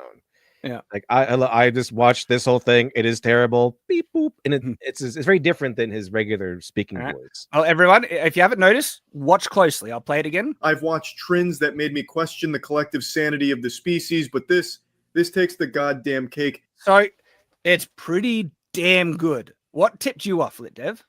The voice mainly, because he's missing the inflections he usually has. It's like because even though he is monotone, he does have little inflections at the end of the sentence because I do listen to him every once in a while. Yeah. And I was like, he kind of looks uncanny. Like this face is close, but it looks very little uncanny. Yeah, it's a little like a tiniest bit janky on the movement. Mouth. It's the mouth a little bit. And if you watch the mouth very closely, so eats it, shits it out, and then charges you premium for the fertilizer. I mean, that's right. the lip sync is pretty good. So immediately it's changed. This is his real voice, I think, because it's now it's changed.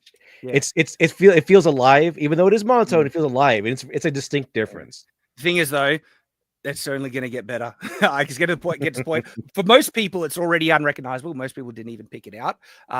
And even for very perceptive people like you, I think it's going to get even better. Cake and blabbering about AI videos again, but this time I'm not yapping about how common they are. I'm talking about how popular they are. They're starting to eclipse normal.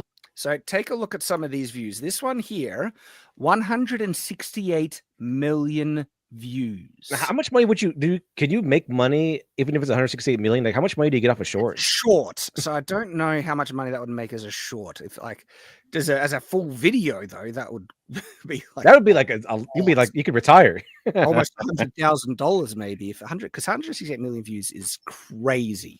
I think Boogie said he made $100,000 per 100,000 views. So I don't make that much. So, me either. Yeah, I don't know what he's smoking. I don't make that Boogie money.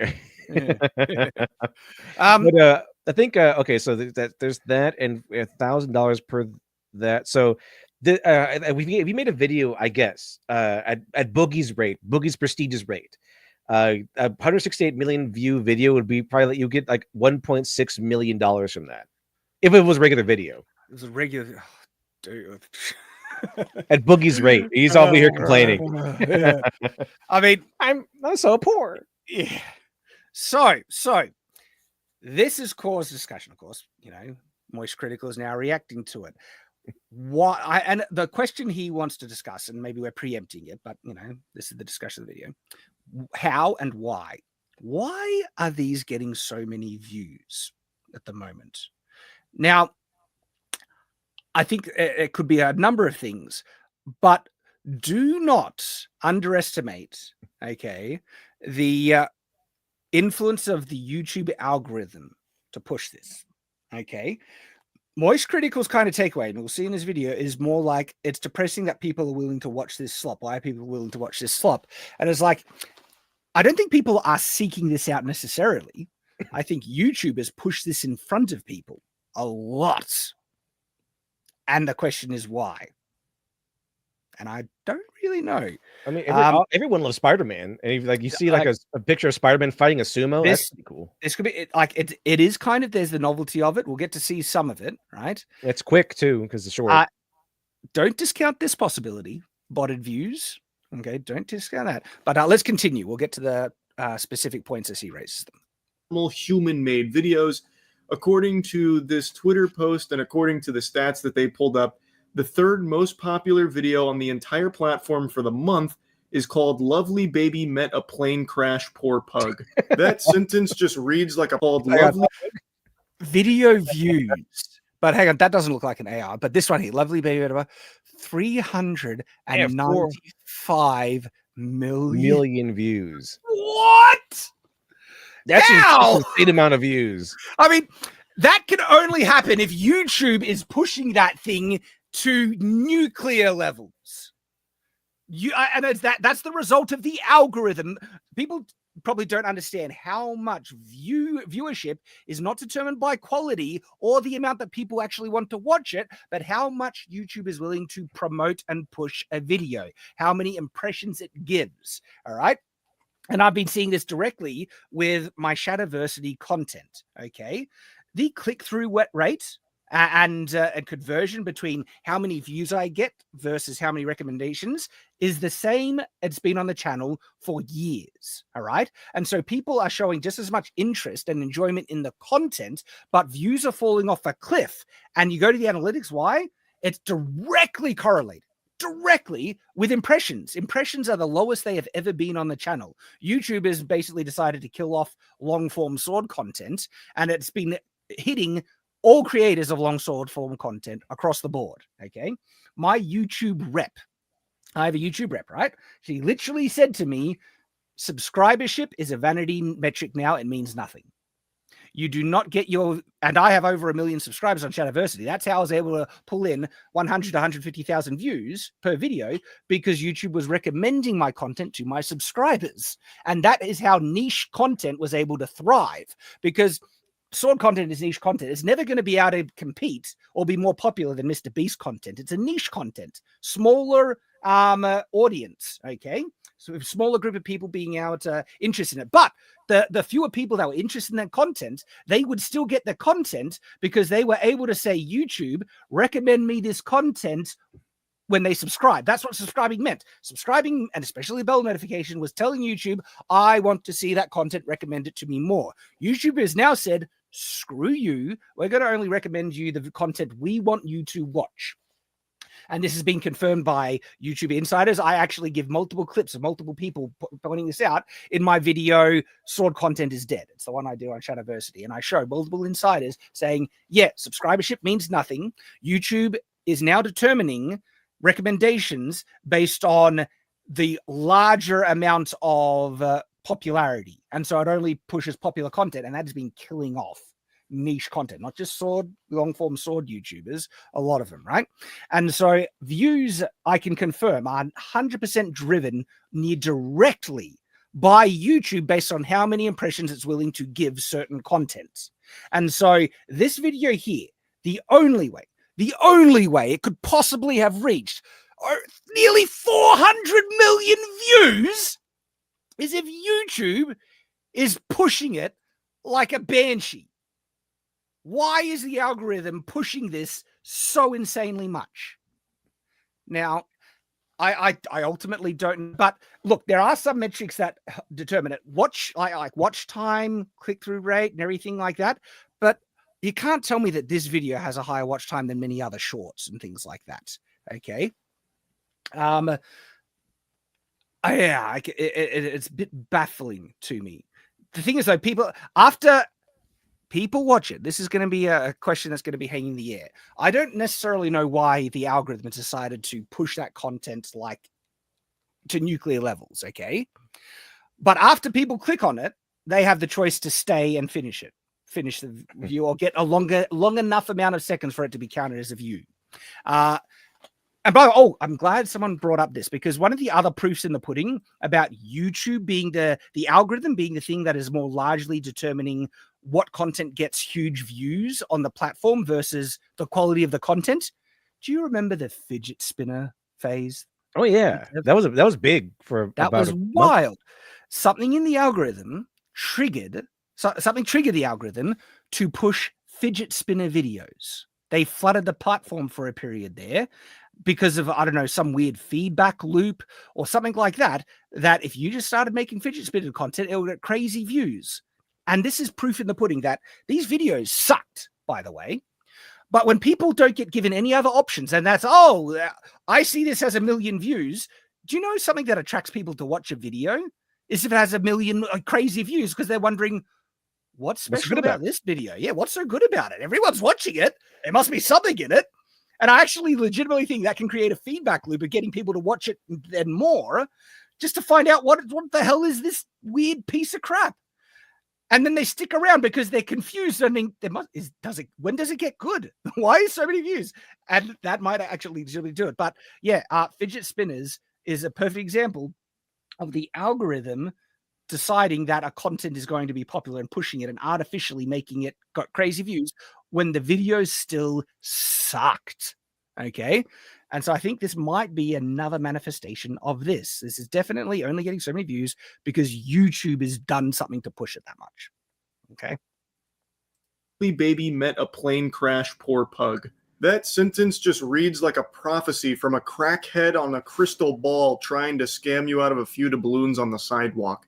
That is bitch lasagna level mumbo jumbo for that video title. It's, of course, an AI-generated video. That first screenshot I showed you is something else they also pointed out in the Twitter thread, something called Final Galaxy, which was all AI-generated superhero sewage. I think it got taken down from YouTube because I can't find it anymore. Probably because it was just so egregious. It was only around for like 9 months, but had probably had AI copyright content. If it's just because again, if it's using IP characters like Spider-Man and stuff like that, that would get fired. I was wondering, do you get paid for for AI generated content that's just sporting Elsa and Spider-Man or something? I had a thought that might explain in some measure why some of these videos get pushed. Because not all of them have IP characters, but the ones that do, like in the opening thing, he showed like there was a Spider-Man one that had like, look at this Spider-Man that has 168 million views. Okay. Disney could have monetized these videos. And I legitimately, and then push it. I think, because I do legitimately think Disney actually has a back channel kind of thing with YouTube saying, we would like you to push Star Wars videos because you got a new Star Wars thing coming out. Here's a backhand payment deal. I 100% think that happens. Because like it's always odd that like even videos that are crapping on Star Wars when Star Wars goes out gets boosted quite a lot. Sometimes it's like, I actually think, yeah, there's back-end deals. And if this is IP, Disney can 100% come in and steal the monetization for this because it's their IP. It's their characters. Okay. And then suddenly, if they're going to get benefit off of it, they can say, yeah, we're getting money. YouTube, go to town. Push this to the roof. By the way, another point of reference about views is directly driven by just the arbitrary decision of the algorithm to determine how many impressions it will get. I had a video recently that got over 800,000 views. That's great. That's really good. But my question is, this video is no different to the other content that I make on Shadiversity, right? There's nothing special about this video. But it's reviewing an anime, and I've done that. I've done that heaps. Done it recently, and views have been so crushed on my channel so much recently that it was really. Why did this one do? The click-through rate isn't anything special. The conversion. What happened is YouTube decided to feed it a crazy amount of recommendations and pushed it to over 800,000 views. It could do that with any one of my videos and push it to crazy views. It's just arbitrarily this time. It's like, oh, we'll give you a bone. We'll give you some more impressions this time. I have other videos way better than that one. I have other videos that are very similar to that one with content that the people who watch the video would be really interested in seeing the other one. But which one was it? Which anime was it? I reviewed the combat validity in an anime called From Old Country Bumpkin to Master Swordsman. Oh, it's not even like a common one. I thought like something was so. It's not even a big anime, dude. Yeah, I thought I was thinking like, okay, maybe Free Rin, or if you did like Apothecary Diary or something like that. Like, oh, that makes sense. But I didn't even heard of that one. Yeah. Dude, I did a Free Rin video and it got totally just crushed, bombed completely. And Free Rin is a way more popular anime than Country Bumpkin. Like there's just no consistency and no control. It's just if the algorithm is willing to promote it. And for a lot of types of content, it's saying, nah, you can die. Screw you. That's the reality where things are at. And for AI, this type of content, well, for some reason, yeah, it has been getting pushed quite a lot. Sidewalk. That is bitch lasagna level mumbo jumbo for that video title. It's, of course, an AI generated video. That first screenshot I showed you is something else they also pointed out in the Twitter thread, something called Final Galaxy, which was all AI generated superhero sewage. I think it got taken down from YouTube because I can't find it anymore. Probably because it was just so egregious. It was only around for like 9. So Disney could have taken it down instead of monetizing it. That's cool. 9 months, but had 9 million subs and hundreds of millions of views. So it made them thousands upon thousands of dollars for like an afternoon of just typing a few prompts into the fucking VO3 or whatever. So a pretty good deal. And if you use shorts, I'm sure you've noticed probably about half of all shorts are AI generated content right now. Some of you might remember over the last... I don't watch shorts. Is that true? Are they flooding that much? Oh yeah, it's a lot because I sometimes I go for sometimes it is actual creators like putting together their own script and saying, oh, here's something that happened with Spider-Man in a comic book or something.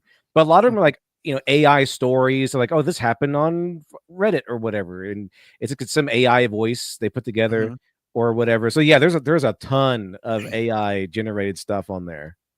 So this is where there is a bit of a discussion point. It's like the slop thing machine, okay? With AI content just being pumped out, flooded completely, okay? It does make it harder to find quality content. So what could be done about it? What the question, like, I might, like, something that I used to enjoy doing is going to Pinterest and finding fantasy artwork images. And I actually ended up collecting quite a good chunk of them. Let me see if I can find some of these, because some of these like fantasy images, artworks, are actually really, really cool, like really cool quality. And I collect them as reference, and I have like a save folder for them. But my computer's freezing up on it. And so I wonder if I can find it, because some of them are really, really good. Not some, a lot of them were. When you went and started looking at these, artworks and things, you can't really do that anymore. You know why? I think you can guess why. You want to guess Why is that? You can barely find human-made images now. It's all AI. Oh, it's all AI generated stuff. It's so much. We're gonna get flooded with this, Shad. It's gonna be so much. It's gonna be so much. And what's annoying, right? There is some great AI art that I really, really like. Okay, but most of it is low effort sludge.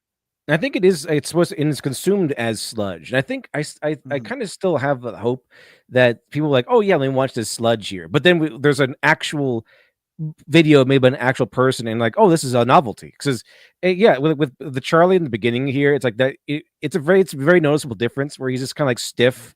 He's feels very artificial. When we watch Charlie here, it's very noticeable that he's like shrugging his shoulder. He's doing like tiny little movements. He feels way more alive. And it feels way more engaging. It's kind of what happens with people who use like voice changers or something, where their voice is not as engaging as a real voice. And so I think if someone puts together a video and is still mindful and puts some thought into it, it'll be far more engaging than the like the white noise of this AI stuff. Because kind of what it is so far is this white noise. It's something to have on or something to like entertain you while you wait at the doctor's office or something like that.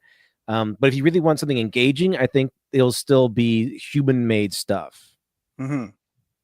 Yes. And you're absolutely right. I think there will be like there is actually some phenomenal AI images that people can make. But a lot of it is just like low effort stuff. And I found the folder. This is just like a random collection of cool images that I just collected off of Pinterest. Some of them, let me start with okay. I'll share this screen. Let me just, they're on my OneDrive, so they might have to download as we go. I don't know how this will affect the stream, but these are some really, really cool images. So I have to bring back old what's his face. No, can't do that. I have to stop that one, start a new one, share screen. So these are just like a collection of awesome fantasy art, and then sword designs. Like, hey, that's a cool fantasy sword design. So I grabbed that one. And this is obviously concept work for Assassin's Creed, but I like some of the designs there. Spaceships, stuff like that. Concept work for Barbarian. Yeah, that's Diablo. So these Diablo concept ones. Check out this one. This one's cool, right? And there's a lot of variety and good designs and stuff. This type of stuff, fantasy cottage thing. That's a cool. You can make that for like a D&D map or something, like a live act. Yeah, exactly. At your house. Real life photo references. So, but more fantasy art and stuff. It's actually legitimately very hard to find a good collection of this. Pinterest has gotten flooded with a lot of. This one's great. I particularly like this one. This feminine kind of armored knight image. And so, yeah, just grabbing things for reference, right? And so the unending sludge argument, okay, that has some validity to it. So what could be done to try and combat it? I don't know. I don't know. I just think that we really can't combat it. It's just so much, but just keep moving forward with your thoughtful, meaningful content. It's just like, human made stuff. Yeah. Well, because the other argument is that people are watching this AI stuff. So let us continue. Last couple of years, experts have weighed in, predicting that by 2026, 90% of all internet content will be AI generated. I think we're speedrunning this timeline. I think we'll see 90% reached by the end of this fucking. Now, I am not necessarily opposed to that if it's good. Okay, like I do not have a bias against AI made content for the sake of its AI. I judge it based on the quality of the content. If it is good, I'm perfectly happy for us to be flooded with high quality AI images, works, videos, everything. I think more great, good quality artwork, videos, whatever, is better for the human race. Give us an unending amount of great art, right? But if there is a deluge of crap content which drowns out your ability to find good content, that's a bit of an issue. And you know why it's an actual bit of an issue? See, once upon a time, once upon a time, we used to have this remarkable tool. I think it was a great tool, actually, where you were able to curate the type of content you wanted to be recommended. How did we used to do that, LitDev?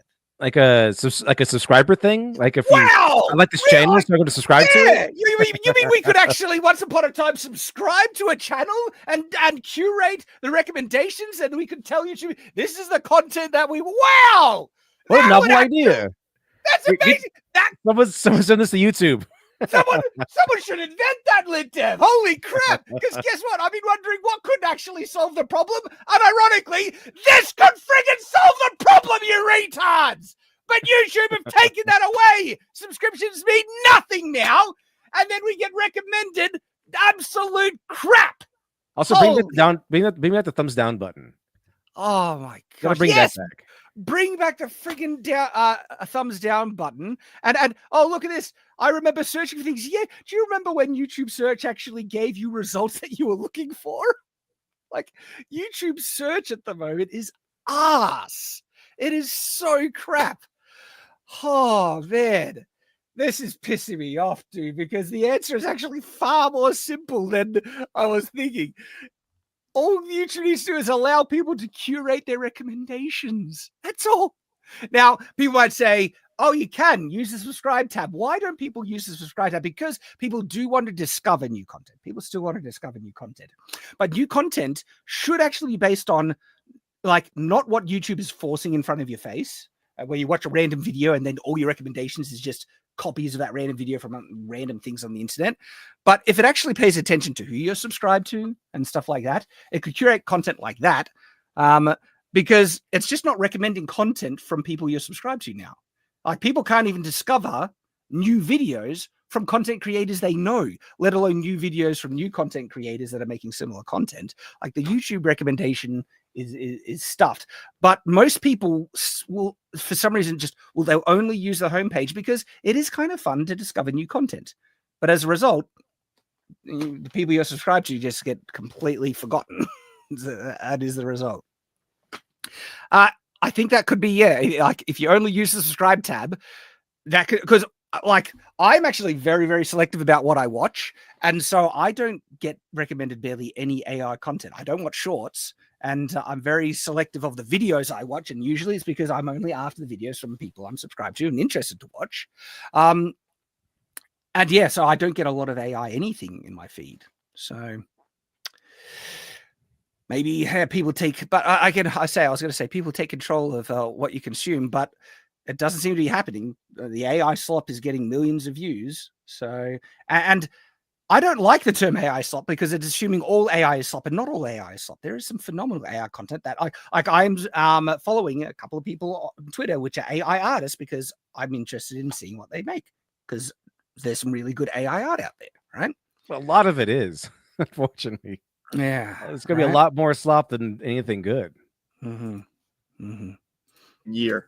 because it is out of control and it is extremely popular. People clearly don't care. They will be more than happy to turn their brain off and just digest anything that moves on their screen.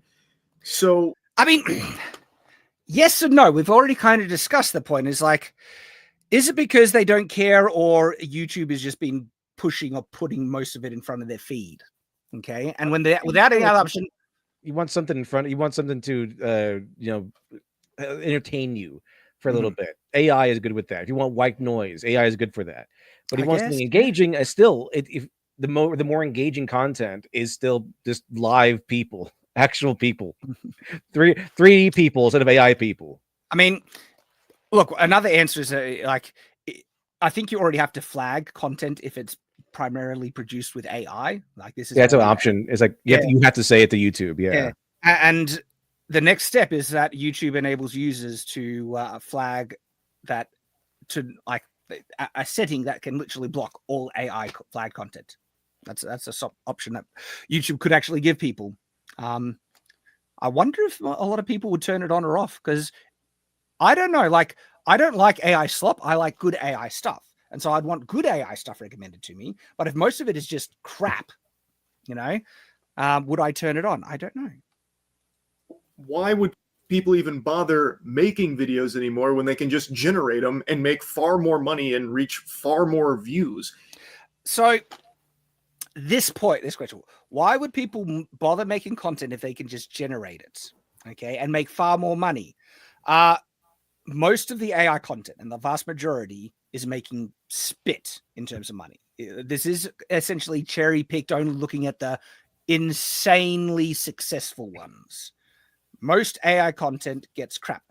Though, I mean, I've gone to a couple of channels just randomly, and some got middling views, I guess. Okay.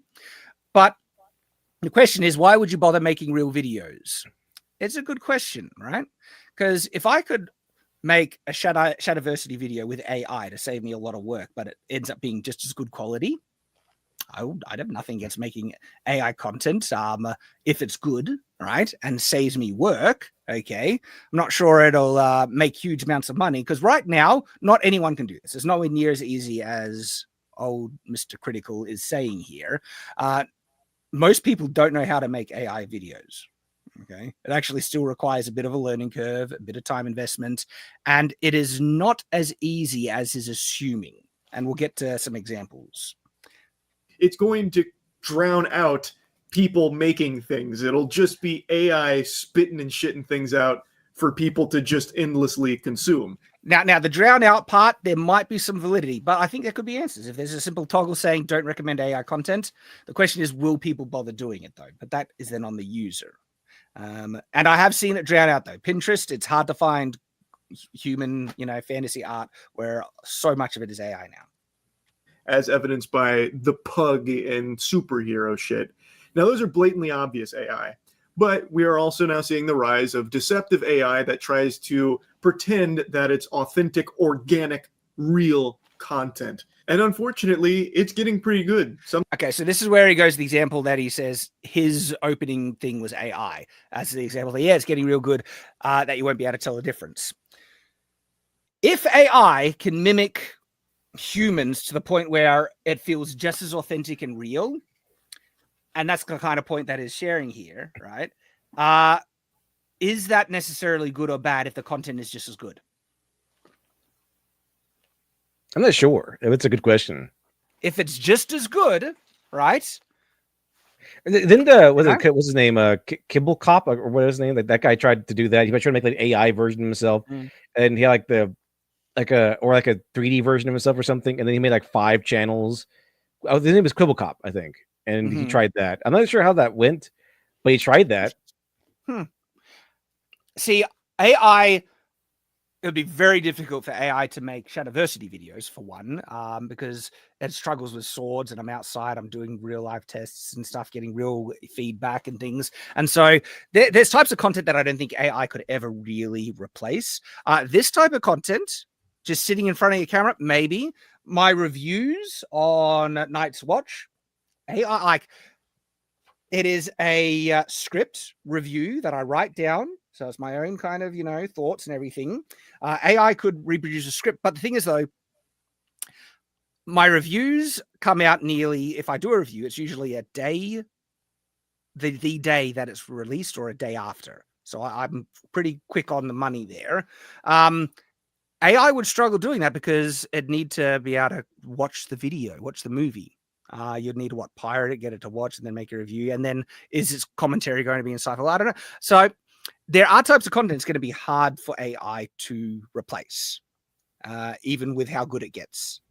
I'm trying to think what types of content, like, I think just general commentary on subjects it could replace. Like, one of the places AI is doing a lot on is historical content. Yeah. And a lot Someone of on Troy. did you see one on Troy? Did you? That's the one on Troy. It was pretty funny. Well, I haven't consumed a lot of it, but I did react to one about a year ago. And it was one of the worst videos I've ever seen about castles. The misinformation, it was unbelievably bad, right? But that actually seems to, there's a lot of historical, just make me a script on castles or make me a script on this event. And it gets a decent amount of errors in it, and they just spit out kind of random AI images. Usually the images are very inaccurate as well. And that is being pushed out quite a lot, it seems like. And so that is perhaps a concern, where it's that type of content is getting flooded a lot with not good quality content either. So that might be an area of concern. And how does the normies know what's good quality when it comes to that? Because if you're uneducated in history, you wouldn't be able to pick out the inaccuracies unless it's really, really retarded. Like they're saying bonkers things. People walked on the roofs or something like that. They're saying plucking things from like Lord of the Rings. Yeah, right. This is a real history, guys. Yeah. Sometimes it's hard to tell unless you're paying close attention. So, For example, how many of you even noticed that the first 15 seconds of this video that you're watching right now, so we'll kind of cover that. We'll skip forward. row that's taller than all the others? It hit like a growth spurt for some reason. But most people probably aren't coming in here with like took a picture from one of my videos and then wrote the script and had AI like kind of breathe life Okay, so this is how he's explaining how it was made. into it. They kind of weakened it Bernie's my ass here. It's a drastic improvement from the AI technology of only 8 months ago, where the same thing was done in a much less convincing fashion. It's only going to get better until it's damn near indistinguishable. And I am exceptionally easy to make AI videos of. So what I think will happen, we will see the rise of 100% AI influencers more and more. Now, I'm a bit of two minds of this, Dev. You know why? Why is that, Shad? It is going to utterly destroy, and I mean devastate, the e-thought community, the OnlyFans. Because they'll be a lot better. They're all going to be replaced with AI. And I am all for the OnlyFans thoughts getting. They're already at war with VTubers. Yes, they're at war with VTubers. So I mean, if they get AI, they don't need to sleep or anything like that. Like I said, I'm of two minds, because the other side is that I don't like the whole, e-thought gooner kind of obsession that is going around and everything. But I have no problem with OnlyFans girls fighting that. That's like, they can't compete and they have to actually stop being whores, right? And actually embrace some wholesome living standards, because AI is replaced them all. But then we still have the problem with, the AI girlfriends then, and people gooning after AI. But I did like a video discussing this a year or two back about what is worse, a human, OnlyFans e-thought taking advantage of men with these false relationships and stuff like that, feeding them these lies that they care about each other just for all these super chats, and them wasting hundreds of money, and then, them getting all this money and stuff. Is that worse than it going to an AI, where an AI can actually duplicate and serve, their viewers' needs much more closely than what the thought can? And so both are bad, but I actually think the AI one is less worse than the exploitative. The AI will be a lot nicer about it too. AI would be nicer. They'll actually convince their viewers they actually care about them a bit more than the crumbs and the thoughts, you know, disingenuously. And if the fans are really good, they can make it base too, as we've seen. So that is an industry that I think is going to be devastated by AI. And I'm like, do not care. Didn't care about that industry in the first place. Okay, but in terms of what commentators and influencers, I think there'll be a couple that will get popular. But I think people value the human actual voice experience more than an AI imitating a human's opinions on any number of things. The type of content Mr. Critical does here, just commentating on random crap and subjects. I think people are always going to just prefer real people in that sense. Yeah. And so I don't think our AI will... It's drilled into our DNA. Yeah. I don't think AI will replace them unless it's like an AI character with massive honkers that people are watching for other reasons than the insightful commentary. I mean, we have like an overwhelming amount of like fast food, and people still prefer home cooked meals, especially cooked meals at home. Mm-hmm. So people, it's the human touch is still very much desirable. Yeah. This is like, yeah, it's fun to mess around with, but substance is the problem. People do want substance. And so I think, yeah, there'll be a couple of influencers that will rise up and be popular. That'll be completely AI, but I don't think they'll replace all humans. I'm on a fucking static background. I'm like AI generated clips of me or other people that do simple shit. So deepfakes is a concern, but I mean, there's legally actionable things you can do to take that content down if people are plagiarizing you or using your likeness. So I don't think that's going to be a type of apocalypse that you can't stop or combat. I think there's going to be a legal precedent to solve that. It's going to be more and more common, and it already is. This is being used across the entire platform in a ton of places that you wouldn't even expect it. But that's probably a topic for a different day. I would actually be interested in that topic. I want to know where the types of content that AI is flooding, okay, and actually overtaking human content. I think I've shown on in some of the history content, random pointless shorts. Yeah, but I found most shorts brainless anyway that were low tier effort garbage to begin with. And so I don't think it's that much of a loss. I don't care about shorts. Am I the only one with that? Right? Is that a concern that shorts are getting flooded with AI slop? Most of them are slop anyway. Shorts are meant to be slop anyway. It's like the entirety of TikTok was like about shorts. That's a slop channel, slop platform.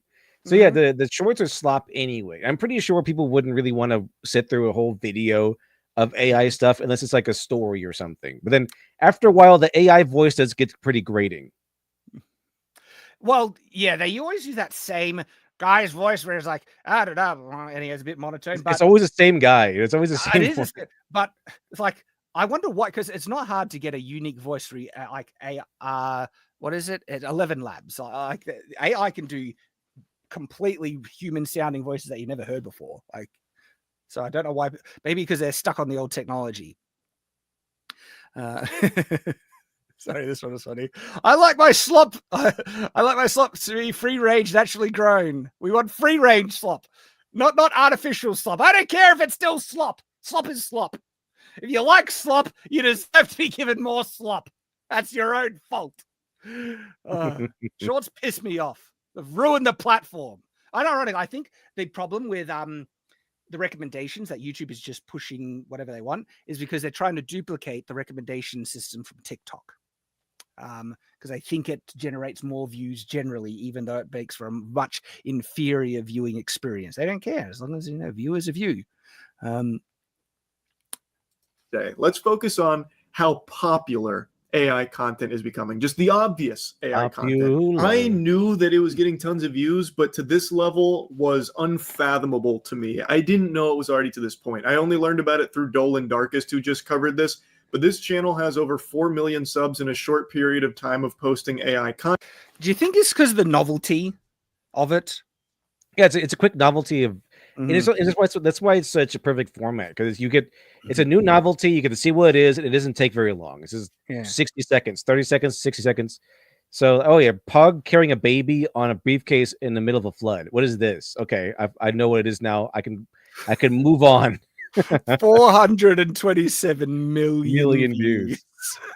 If that were a video and you could monetize it, that's a lot of money. That's like that is a lot of money, and I don't think it uses any IP from anyone else, so they would get that all.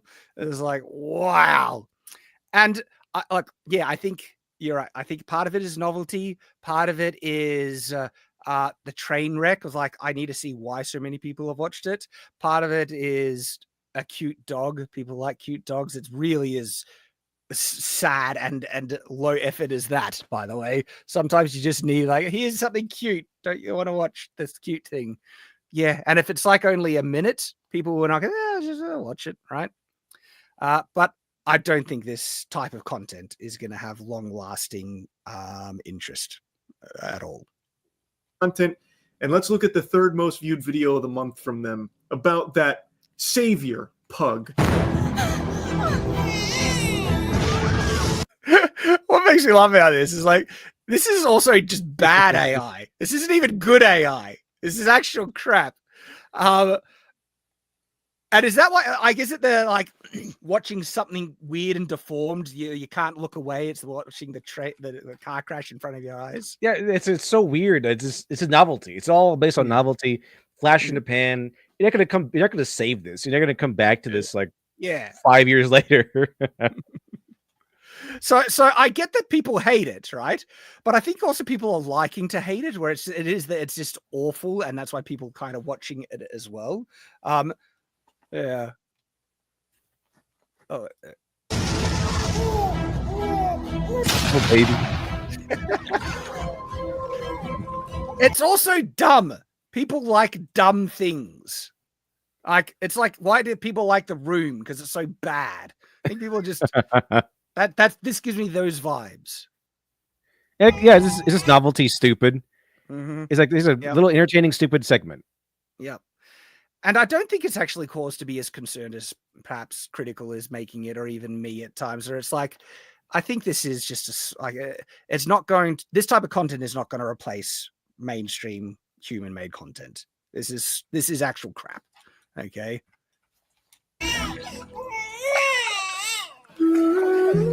Oh, it's a puppy. Shut up, I don't care. But people are like that. People are like, it's a puppy. I reckon that's the other thing. There's a friggin' puppy. Yeah. Chat seems to think like, the AI hits this so bad it's good territory.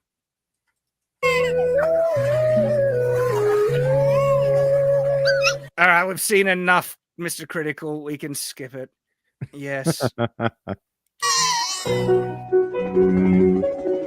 And like, I can tell how they've made this. Okay. This was individual images made with Stable Diffusion 1. Like, this looks like Stable Diffusion 1.5 type of stuff. I don't even think they're using Flux. Maybe Flux, but this is low quality Flux if it is, right? And so they start with an image, and then they take it to image to video with a prompt. Okay. And that's how they get these individual segments. These are all little cut up segments that they started with an AI generated image that they brought into a video generator. Now, this is important because Moist Critical now gets it wrong, where he thinks this was just prompted, give me the slop. Now, like, as bad as it is, that has taken a little bit more work than he's giving it credit, even though it is crap. It was stitched together from a few different prompts, not just one. Yeah, I don't know. Like, this thing probably took it maybe 8 hours to make, or a day. Okay, and I've got a point on that right there. That'll come. Wow. Now that was an emotional journey. I feel drained. My social battery is already running on empty just from that experience alone. I mean, he's being sarcastic, but it is a dumb, feel-good piece of crap content with a cute puppy. I think there are some people who will watch that actually like, that was. It's like a more modern day iteration of the cat video. Remember that everything was right. Yes, Cat videos. That is as dumb and retarded as the stupid cat video memes. Remember that cat playing on the piano, right? Don't pretend this is a particular level of cringe like you haven't seen before. No, this is as bad as other internet crap content that has went viral in the past. It's on a complete equivalent level. Do not call this crap without calling out the other slop crap that people just consume because it's bad. But it's dumb fun. And so it's being a bit sarcastic here. It's like, that fulfilled my emotional battery. Some people actually might have just like, hey, that was a bit of fun and got something out of it because it was dumb fun. All right. The cat keyboard thing was a masterpiece. Nah, look, I get what you mean, right? If that was a masterpiece, this AI crap pug video is a masterpiece too for the same reasons. On the heartstrings, box of tissues need to be nearby when taking the plunge in the planet to master. Yes. Thanks to the power of AI. AI has enabled the finest artists on this planet to master their craft. Thank God a visionary like this is able to tell his... See, no one's calling this person a visionary, right? And no one's saying that this is particularly talented either. I think that takes some technical know-how. And I don't want people to try and take what he's saying here and assume that artists can't use AI and make some really phenomenal stuff by using it as a tool to enhance certain work processes and stuff. And I've given heaps of examples of that. And I think it might even be worth re-showing this video that I did here. Let me just grab this one, where I literally make a one of my hand-drawn images and I use AI tools. So I copy the link and I paste the link here.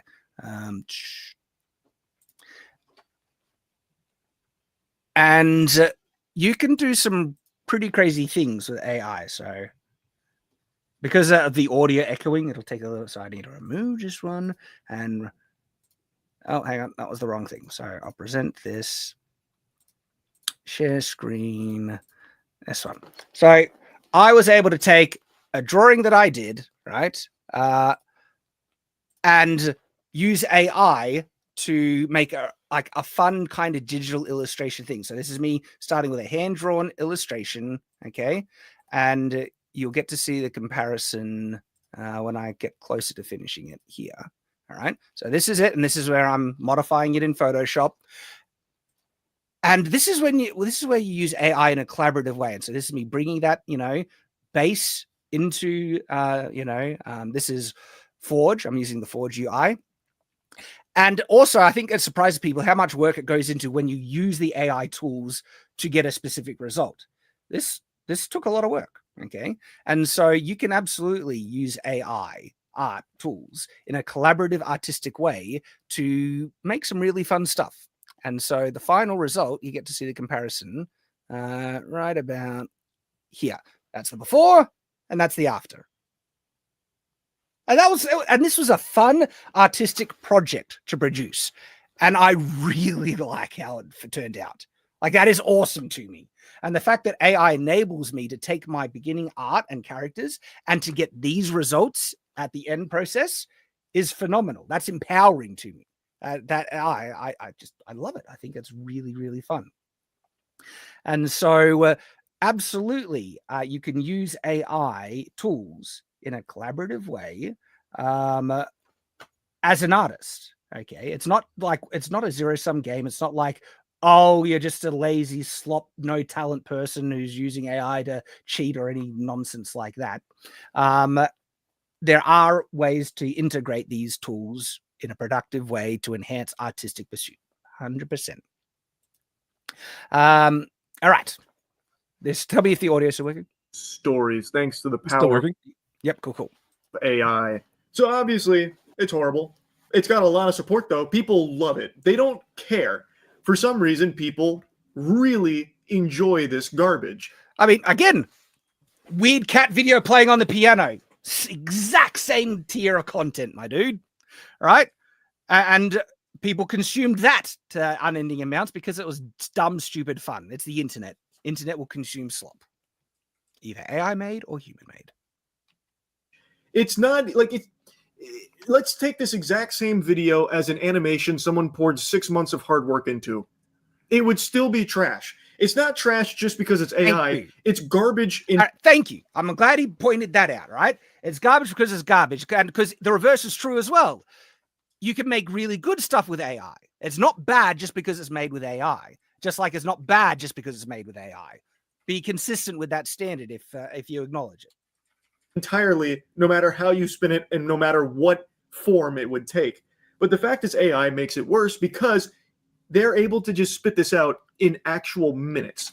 No, this is where it's 100% wrong. That video did not take minutes to make. Okay, in fact, here is the reality, Mr. Critical, that I think you should actually acknowledge here. If you take out that AI little segment in the beginning, okay, in fact, you could apply this to most of his videos. He probably puts less effort and less time to make his individual commentary videos than the person did to make that crappy AI pug video. 100%. And he's trying to be critical of saying this sucks because people just made it in a couple of minutes. No, like I said, that AI video probably took about 8 hours, at least a day, to make, and probably even more, honestly, depending on how difficult it was to get the video results. Because I've tried image to video in the open source models, and it took me multiple generations, which was a pain because it was a long generation. It took like 5 minutes to do, right, to get the freaking results I wanted, going through new prompts and everything like that, just to try and get the animation and movement from the image to video generating thing to get what I freaking wanted to do. It wasn't I saw an AI video of Moses. It's like a couple of segments here of Moses strung together. Like, we're running from the Pharaoh soldiers. A part of the Red Sea. And one segment, he's just randomly Australian in one segment. And the following segment, he's back to normal. It can be hard to get the results you friggin' want. It takes actually some ability with these tools, this technology, talent. You can develop talent in using a digital program, like people who can be really talented in using the Unreal Engine. Okay, people can be really talented with Photoshop. Well, guess what? People can be really talented with AI generative tools. You need, there is a lot of technical wizardry and complexity to work these tools and knowing what settings, what does what to get the results you want. Just as chat says here, the AI drawing I did, that took me a while, like a whole day, hours, and it was a fun artistic project to do. Okay, but the fact that he wants to try and denigrate this thing because he's wrong here. I don't think he's lying, but he's just misinformed on this, and is saying it took minutes to reach. No, dude, if you want to denigrate something because you think it's low effort, you're throwing your own content under the bus. You do commentary videos that sometimes takes only 10 minutes to film with no editing and just spit it out on YouTube and gets millions of views too. Do you think that's fair that you can do low effort slop content that takes no effort to make and gets millions of views? The reality is, fairness doesn't even matter. If people want to watch it, if it took nothing to make and took no effort to produce, but people still find some measure of watchability in it, you're profiting off that reality right now. And so I really think that Most Critical here is coming off very hypocritical, that is criticizing, AI art is so easy to produce, so low effort slop garbage, when he makes some of the most low effort videos you can make. Genuinely. Look, you sit in front of a camera and just talk, and that's a video. Right? No editing involved at all. Right? So, yeah, we can actually have a discussion if you want about low effort content, Mr. Critical. But let us continue. You can't do that in any other medium. You can't. I know. When he says, again, he's wrong. You can't produce a video in just a couple of minutes in any other mediums. No, that AI video probably took more time and work to make than most of your videos. Okay. And so if we actually be true to how much effort it makes to make this stuff, your content, Most Critical, you can make with as much effort or less effort than this AI slop you're criticizing. You're the very one example of the type of content that you can make of similar or less effort than that. That's the other medium you can do it in. So it's actually 100% wrong in this part. Like, I'm pretty sure he does like different takes, maybe do some retakes, edits and everything, but it's like very minimal. So yeah, it's very like minimal. It's not too difficult to make a video like this. I mean, I don't think he scripts his videos. It's just off the fly discussion topics. If he scripts them, granted, that's probably a bit more effort as well. But if he just sits down and talks into it, that is some of the most easy, low effort content you can imagine, and probably is easier to make than the AI one he's criticizing. The cope a lot of people use is that it's just a tool, but it is not a tool. It does it for you. See, again, he does not understand. Like, he thinks that someone just typed in a prompt and got this whole video. It's like, dude, you actually know nothing about this stuff. Like, I guarantee, like, I know the process. That was image to video. And so they had to orchestrate the prompts in the edge run. And they also, by the way, that pug was consistent. So they might have had a pre-trained model on it to get consistent images of the pug, or at least consistent prompting to get consistent images as a result and stuff. And so he thinks, oh, it's just a couple of minutes, and therefore, it's not a tool that does all the work for you. It's like, dude, you know nothing about this technology if you think that's all of it. This is what I mean about he gets some things that I think have some validity, but some things he is way off based on a complete profound lack of knowledge about how AI generative tools work. You can't take any other instrument and just say, do this and it'll do it for you. You can't take a pencil and tell it to draw a pug saving a baby. But you can't do that with most AI tools. Granted, AI tools are getting better, okay? But when you have a specific result where you want something like actually complex, take a look at the image I did based on my drawing. That took hours to make. There is some random slop content that is just random prompt generate content. And a lot of the images out there is that. But he is literally trying to make the argument that all AI content does all the work for you. And that is nonsense. And his example of the video he's reacting to is the exact opposite of what he's trying to claim it is. This was not just, easy prompt, spit it out. It takes a couple of minutes work. Not even at all. Baby, it won't. You can't take a guitar and tell it to write the sad song of a pug saving a baby. It won't. It doesn't do it for you. But there are a lot of actual artistic equivalents that do most of the work for you. An example I have given is a thing called pendulum art. Do you know what pendulum art is, Litdev?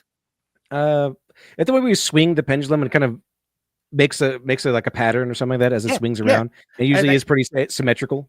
It does all the work for them. They put the canvas down, they set up the pendulum, almost like opening an image generator thing and constructing a prompt. You're constructing the environment that's going to trigger an automative process to produce an artistic image.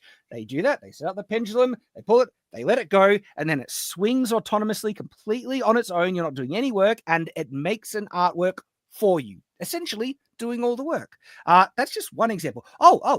Something that where you click a button and it produces an image and does all the work for you. Gee, have you heard of photography, right? And we legitimately consider that an art form because there's prep work to frame the shot and also curation to determine what looks good as the final result, and even some post-editing as well. That is 100% equivalent to most AI images if you put in even a minimal amount of effort, where you curate the shot by the prompt. The prompt is literally curating what you want out of it. And then there's curation as to the results, because you have to go through several iterations to find the one that looks good. And oftentimes, a lot of them have post-editing as well. Very equivalent to thing. And so the fact that he's trying to say, can a guitar, produce something, like, dude, false equivalences. Why don't you go to actual equivalences in technology that does exist that is 100% equivalent to AI tools, like photography and other examples? But let's just forget that, because we want to illegitimize the thing that I'm trying to illegitimize. So therefore, I'm only going to cherry pick the examples that favor my argument, when there is actually easy equivalence in the world that is conveniently ignoring.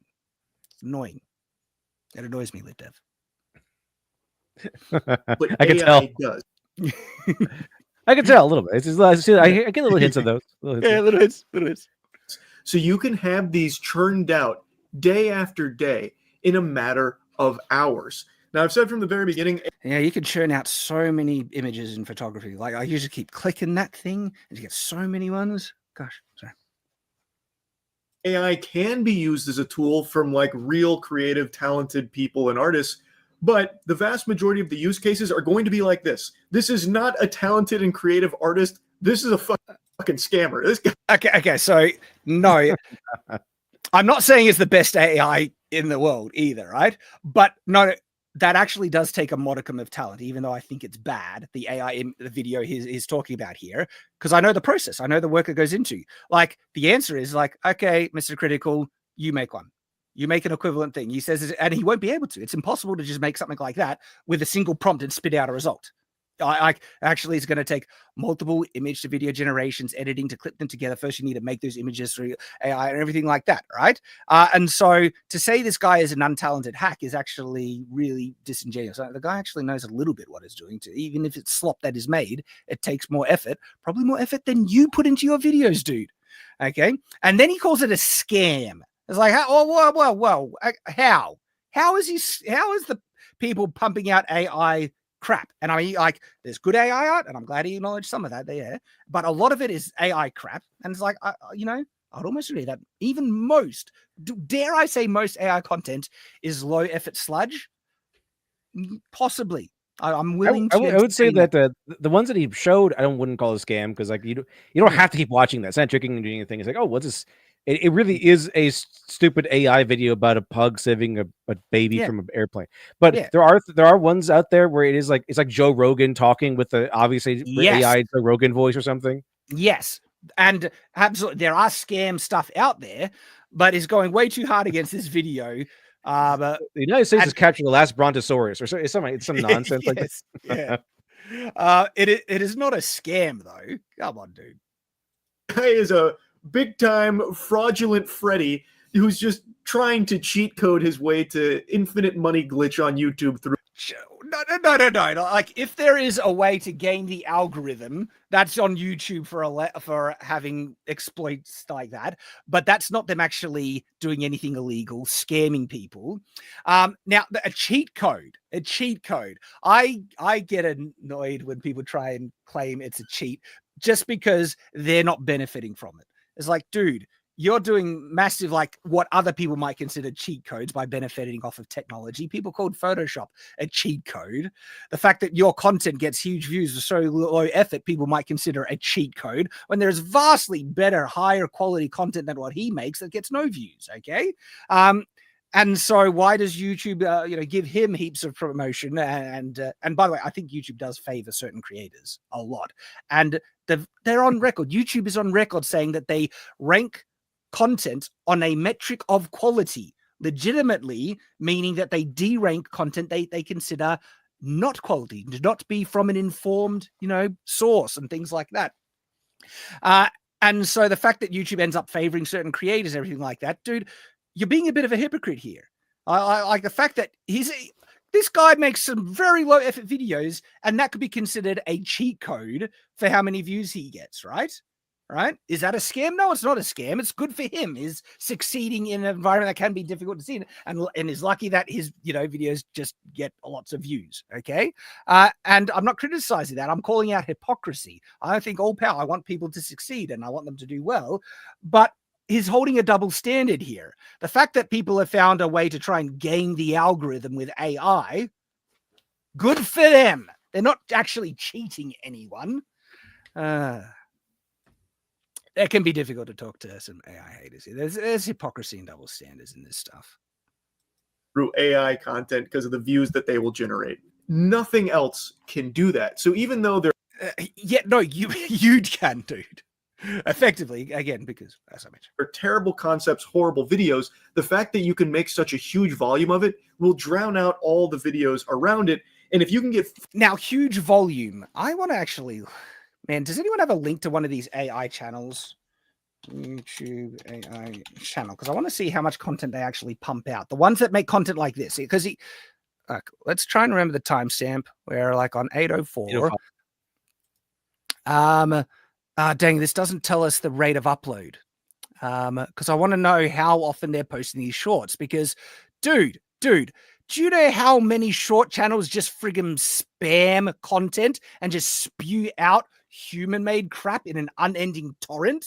Like, no, it's not just AI that is trying to spam it. And by the way, like, how many videos does Most Critical pump out a day? Is he like at least a video a day? I assume a lot. I assume a lot, right?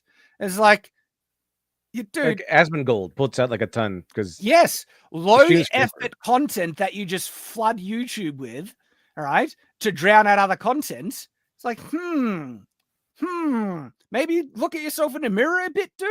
And now what, is he angry because AI is enabling other people to do effectively what he and many others might be doing with just flooding YouTube with low effort content, try and spam the algorithm to get something that pops off? It's like, if that's the nature of how YouTube is operating these days, don't hate the player, hate the game. It's YouTube's problem for screwing the algorithm and recommending slop. That's the issue. Million views for this talentless nothingness? Why? Sorry. Now, look, I don't think it's talentless, right? I think his commentary can actually be entertaining and enjoyable to watch. That's kind of why I think his videos probably really are popular. But they're not a lot of effort. But the thing is, though, I guarantee, in fact, no, it's not. It is guaranteed. There are people who thinks this is untalented. So it's just a guy talking. Where's the actual talent on display? This isn't someone displaying something really impressive, doing a skill, playing a musical instrument or anything.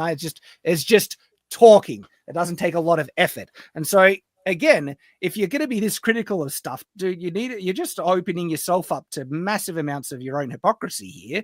Whereas, like, a lot of people consider your content low effort, talentless sludge that is flooding the platform, where they want something more, like engaging, more, up. Like when I say up, something that stimulates them more and shows more talent on display.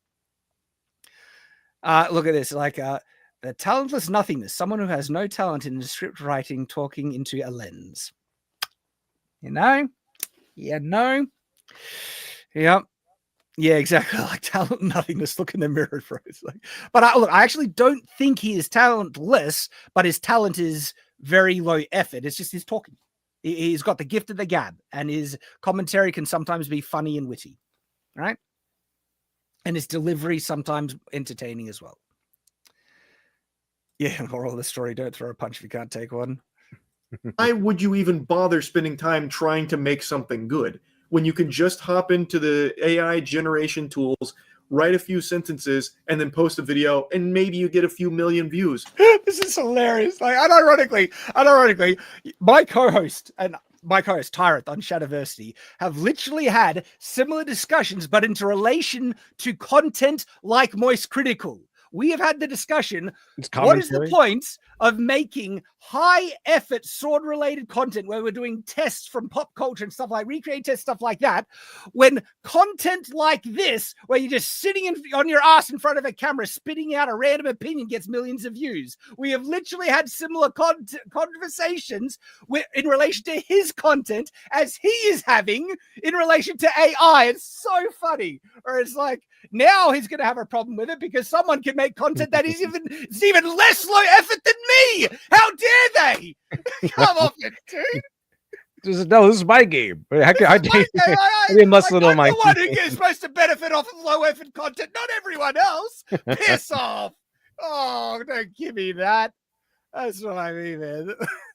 Hypocrisy. There's just no reason why you would even bother making normal, actual shorts.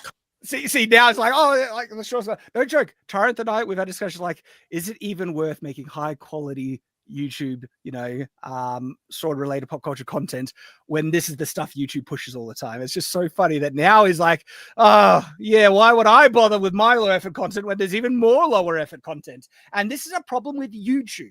I'm not saying because guess what? My random country bumpkin swordsman video, like I said, that wasn't a particularly high effort video. It's over 800,000 views now, And what is YouTube telling me? It's like, I've made videos where I've put in heaps of effort, and they're great videos, and they just die and get buried in the algorithm. And so I'm like, what is YouTube trying to push me to do? Is there a point in making any good quality content? Is YouTube doing this? YouTube is just making an environment where there's no point making high quality content. And now it's so funny. It's getting so bad. I'm always critical of thinking, gee, now there's barely any point with even me making my low effort content. Holy crap. Content when you're going to be competing against millions of AI videos that people are more than content to just sit there and watch. Why bother? That I think is one of the big drivers it's for like this. with why bother? I ask myself that the same thing. Why should I bother working really hard? Because I reread novels and I go over all this stuff and look up the literature and philosophy and everything. And then I get like 20,000 views. I get $10. You know, I look the work for $10. That's kind of what my turnaround rate was normally. And you put in heaps of effort in your videos. Yeah, and then nobody watches it. It's like I go, oh, here's my $20. I can buy coffee with all that effort. But and then you know, I do see things like this where these pump out easy, low effort videos, saying on camera, and they get so many. Like my life would be so much easier if I did that. Right. Oh my gosh. But no, I have to work, and I have to make it as good as it possibly can get. Stupid me. I'm over here reading novels and reading philosophy and going over through studies and stuff. It's just so funny. Like this comes off so much as the pot calling the kettle black here. It's really like it comes off a bit tone deaf when he's not acknowledging how low effort and easy the content he makes is. But AI is bad because it's easy, and he's perceiving that the AI content is easy to make than his. But no, it is actually probably more work has gone into that AI video than your videos, dude. So it's doubly hypocritical. Oh my gosh. Huge influx of AI videos we're seeing hit shorts. It's a crazy amount. and a lot of them probably more time and effort than most shorts, honestly. And some of these are kind of add into like ads for video games or something like that. It's like this, there's this, and then it'll go into a video game ad or something. Yeah. Oh my gosh. Yes, and he shows some more AI shorts. Hug stuff. Yeah, and honestly, like Moist Critic, I hate to say, this content has all like if you want to talk about effort put in, probably holds more value than yours. But overall, I think his content is more value because it has more insightful commentary. So I would class his content like superior, but not for effort put in, right? Not for that. Your effort, like your content's easy to make, man. Yes or no, we've seen it. More a Pug in the Mermaid this time. Yep. So, and look, honestly, if they can get away with it, because YouTube sucks so much, I just say all power to them, right? All power to them. They're getting to game the system just like Moist Critical is being able to do. And I'm not saying it's good. I wish YouTube would actually recommend quality content. But if it did, I wonder how well Moist Critical's videos would do in an actual fair, environment. Look, it might still, like his commentary isn't terrible. This one's he's lost the plot a bit. But I haven't disagreed with everything. That one had 12 million views, and all the comments were talking about how amazing the work was. Well, not all of them. That's exaggerating. Good job. Yeah, I just wish it would be consistent. Like, what about the other slop shorts that have crazy amounts of views, which is just some woman doing a random retarded dance in their bedroom or something like that? A lot of them are just like some comic book panels going over like some event in a comic book, and someone's dictating over like, hey, this is what happened in the book. And they get hundreds of thousands of views. Yep. I'd say about half of the comments were people really supportive of it, about like how this pug is saving their life. Unironic. I wonder if a lot of those comments might be bots. Unironically, I think YouTube actually has it might be bots or trolls. So it's like exaggerating how awesome this video is. Yeah. Mm-hmm. Comments from people thinking that this is great life lessons. Wow, the selflessness. No one, that's the problem with society today. No one goes out of their way to help someone in need. This is really... those are trolls. Those are trolls.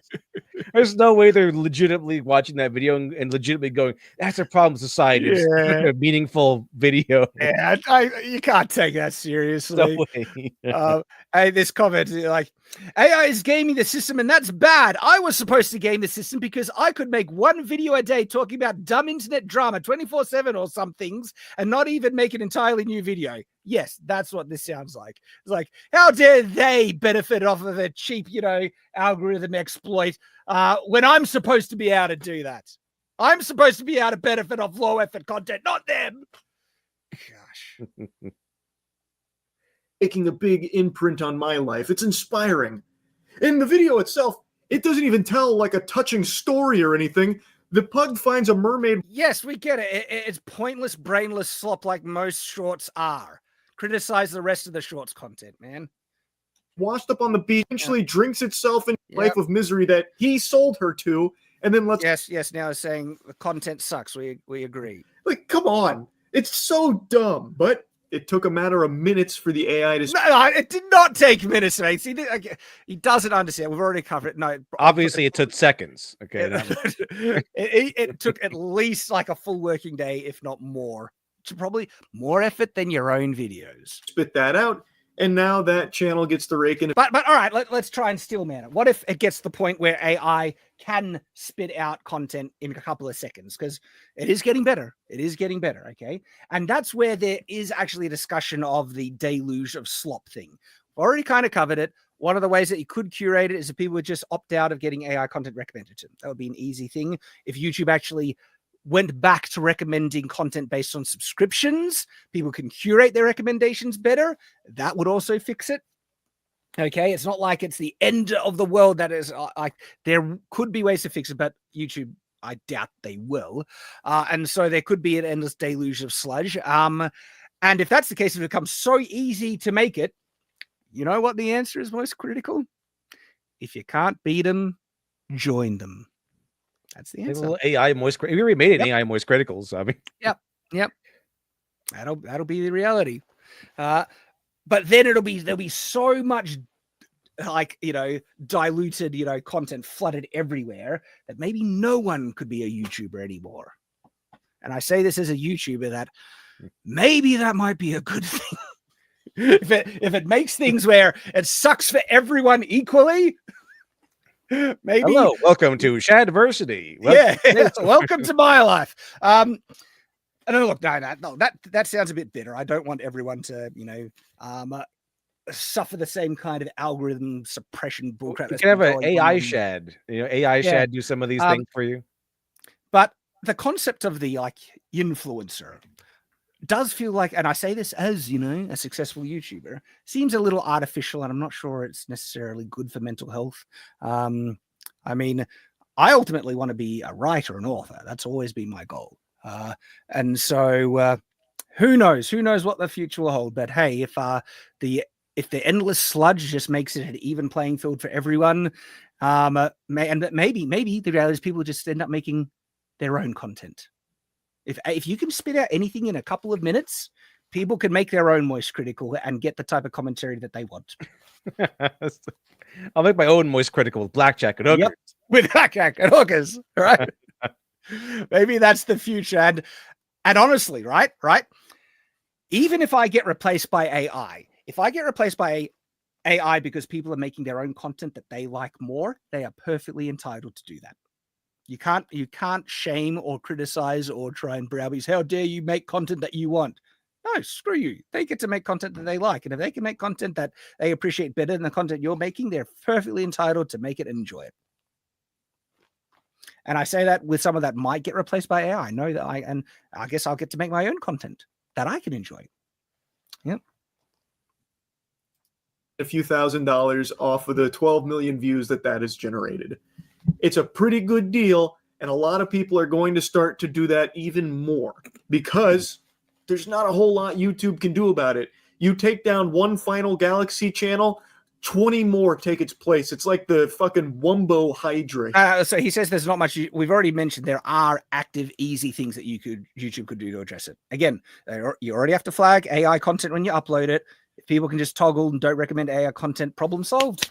And you can go back to making your own low effort content and gaming the system where you get to benefit and others, Because people who just really hate AI will probably select that option, like no AI, because YouTube is already demanding to know, is this AI? Is this AI content or not? So it is marked. Mm-hmm. Here. In fact, there already are other Final Galaxy channels uploading the same Marvel AI generated content that had already been taken down. Yeah, most likely what will actually happen, even if there's like this deluge of endless AI content, there's only going to be a couple that'll get the huge views, and most of them will get barely any views. That'll probably be the result. And the same will happen with this pug stuff. All of these channels, even if YouTube does try and stop it, they won't be able to. There's just too many. No, that's doom and gloom nonsense. If YouTube wanted to address it, they could address it easily.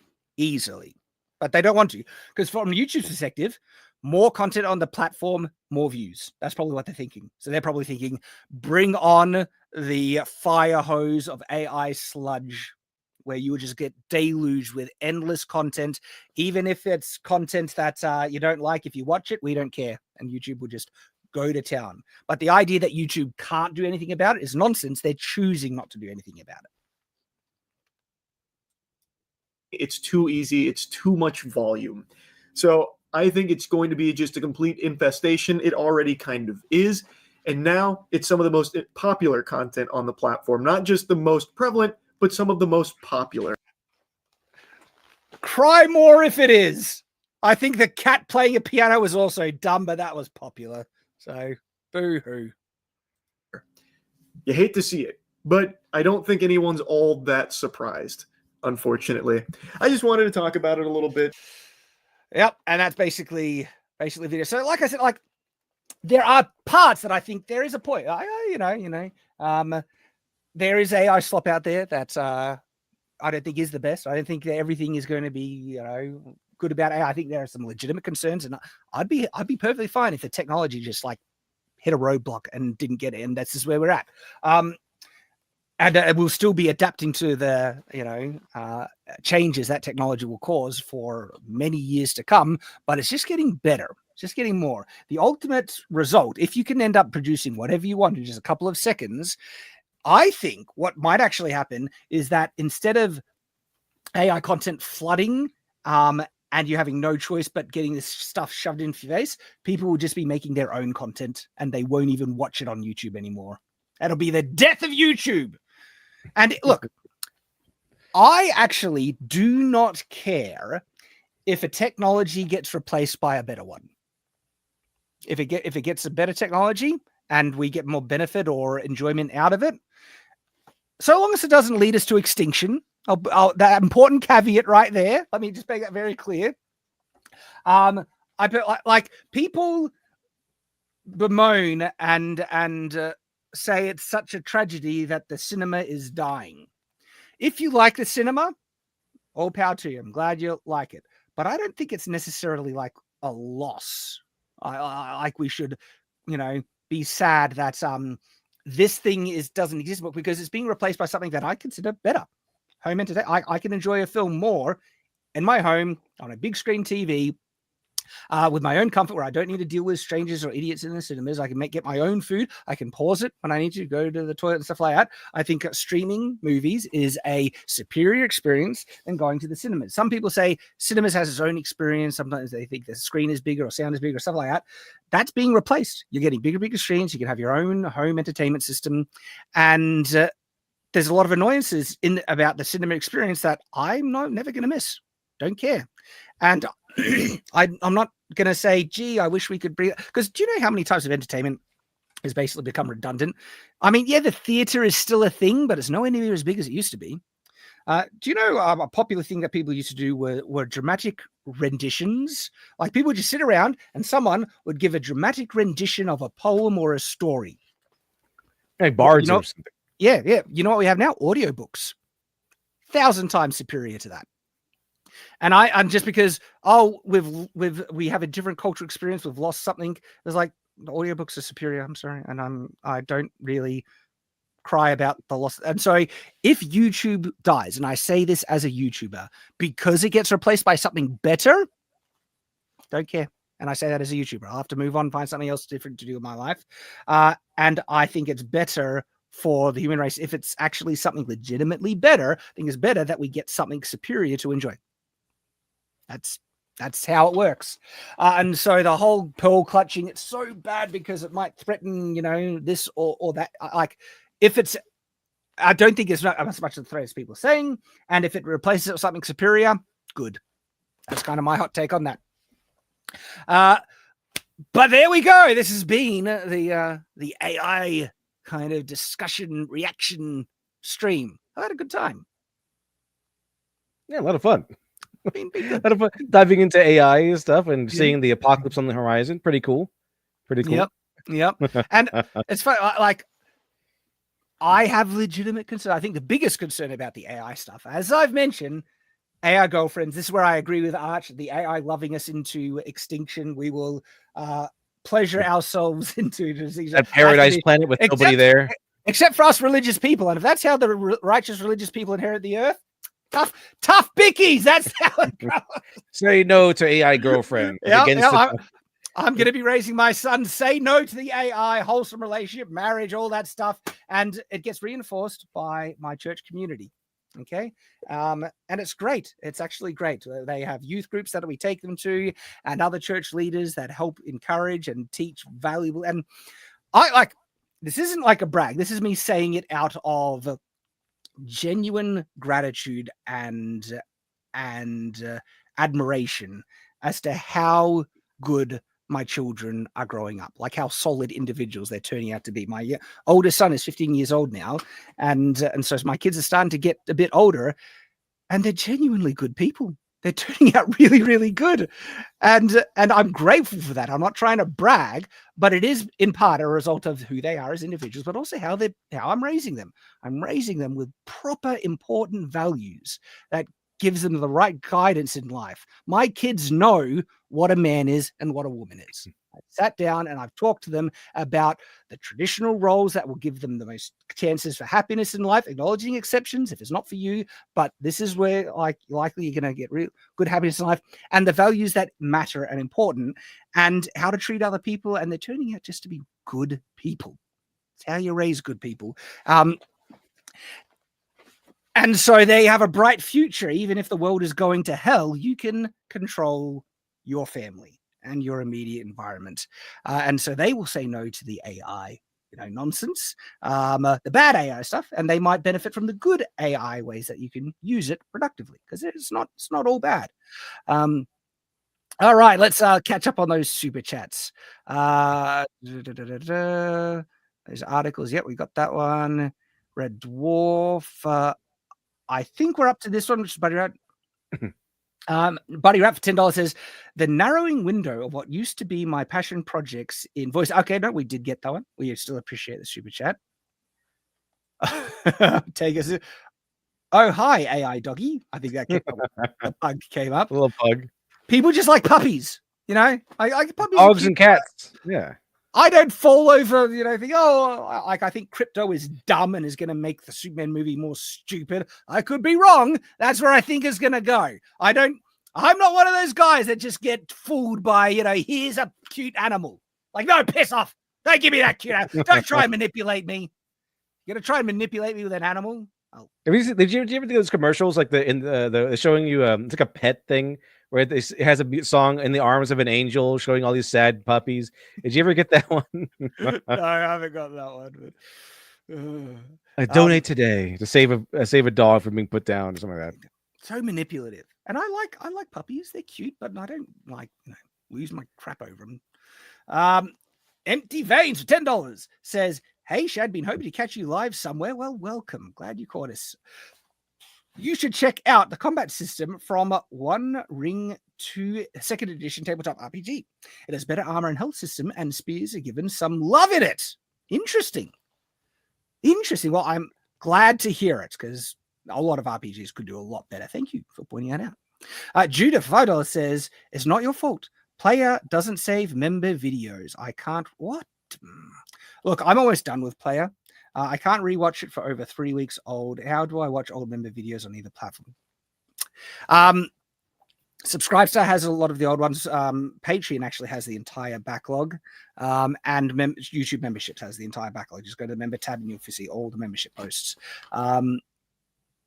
That I actually didn't know Player got rid of stuff. I think I might. I'm this close to actually making an announcement. Guys, thank you for your support on Player, but this platform isn't working out. And so we might have to shut down the Player support, which is annoying because it started out as having potential. Thank you for letting me know, Judah. Ruth, $5 says, Shad, off topic, but can you look at the regressed mercenaries machinations manwhore? It has some great action scenes and a proper sword martial arts. you're not the first person to recommend it to me. It's on my radar. I'm interested in checking it out. So I very well might. And thank you again for reminding me, because yes. I thought there's something completely different, like Rest Mercenaries Manhor. I was like, oh, manhwa. Oh, Okay. Is it manhwa? I guess like manhwa. It's a Korean manga. Manhwa. Thank you. And then FB Gamer 123 for $10 says, I must say I love seeing Australian content instead of American content. Is it the accent? If it's the accent, glad to have you. I'm glad you're enjoying it. And that's caught us all up. Thank you everyone for joining. For joining me as well. Appreciate you, mate. Yeah, thank you much, Shad. A lot of fun. A lot of fun. This one was a lot of fun. I had a great time with it. But anything you want to mention? I know you're working on some Yeah, I'm trying to get this the next comic book out, but we're still working on the stuff. We showed off the first page last time, I think. But still working on getting some pages done, revamping the cover a little bit to make it more in line with everything else. And then, but we're getting there. It's getting there. It's getting there. Hopefully, it can launch soon, but it's not quite there yet. Dude, appreciate you, man. Lit Dev is a gentleman who is making culture. He puts effort into his content, and so check him out, guys. Got to make sure it's good. Got to make sure it's worth it. Dude, had a writing session yesterday. 12 hours. 12 hours. That's a good writing session. Writing session. Oh, it feels good. Yeah, like it's weird. I'm sorry if like people get bored by me talking about this stuff, but this is really important because I feel like I've reached a new level in my writing ability with this book. Like when I wrote Shadow the Conqueror, I think the longest sessions I wrote for maybe 7 hours at most, 6 hours. It was like 4 and 6 hours of writing sessions. Then I was kind of done. I've reached this new state. It's like a flow state where time disappears, and it's like I could write for ever, and I have to stop because it gets 10:30 at night and I need to go to sleep. Right, but that's what it was. Just flow state. 12 hours straight writing session. The book is up to. So the average size of the fantasy novel, guys, is 100,000 words. That's the average size. And usually, like, because of young adult is a bit smaller, so 75 to 100,000 words. My book currently, it's not the biggest. Brandon Sanderson gets up to 400K, but I'm up to 194,000 words. Hell yeah. It's a big boy. And it's probably going to be at least 120, if not, sorry, it's going to be 220, if not 250,000 words by the time I'm done, I think. Because what I'm determined to do is not rush it. I want to take my time with every scene that I'm doing here, even though it could be tempting to speed, because I'm at the ending scenes of the book, still important scenes to get done. The next chapter I have to write is a big battle scene, a lot of build up to it. But I still need to quickly do revision of the last 2 chapters I wrote yesterday, but it was a big writing session. And like I said, it feels like I've hit a new state, a new level, unlocked. It's like I've unlocked, it's like I'm a level up character, unlocked a new skill ability. It feels great. And it's like writing level 7 unlocked. It's like writing flow state achieved. And I'm just like, and 12 hours straight without a break. I had to pause briefly just to eat, and I have a snack on the side, but I didn't even eat all my dinner. It was brilliant. And so I'm having lots of fun with it. And that's without a drop of booze too. So I know, that's pretty good. I know. I need to, there's some preparation needs to happen to enable me. I need to have a good sleep. I need to have slept well the night before. And oddly enough, getting to church on the weekend also helps with my writing during the week. You know, it works. And you're showing the power of creation. So maybe, unironically though, right? If I get to church, I have a better writing week than not. And so yeah, it's fun. I'm excited for it. I'm gonna get this book done. But it is turning out bigger than I expected. I thought maybe the book will be about 980,000 words, and that'll be big. And now I'm up to 194,000 words, and I still think I have probably at least 50,000 words left to finish it off. So, I can't wait to get it to everyone. The book is going to be the best thing I've ever written. I'm having lots of fun with it. So I feel like it's a good sign when I get engrossed in what I'm writing, that I think the reader will get engrossed in what they're reading. That's what I hope.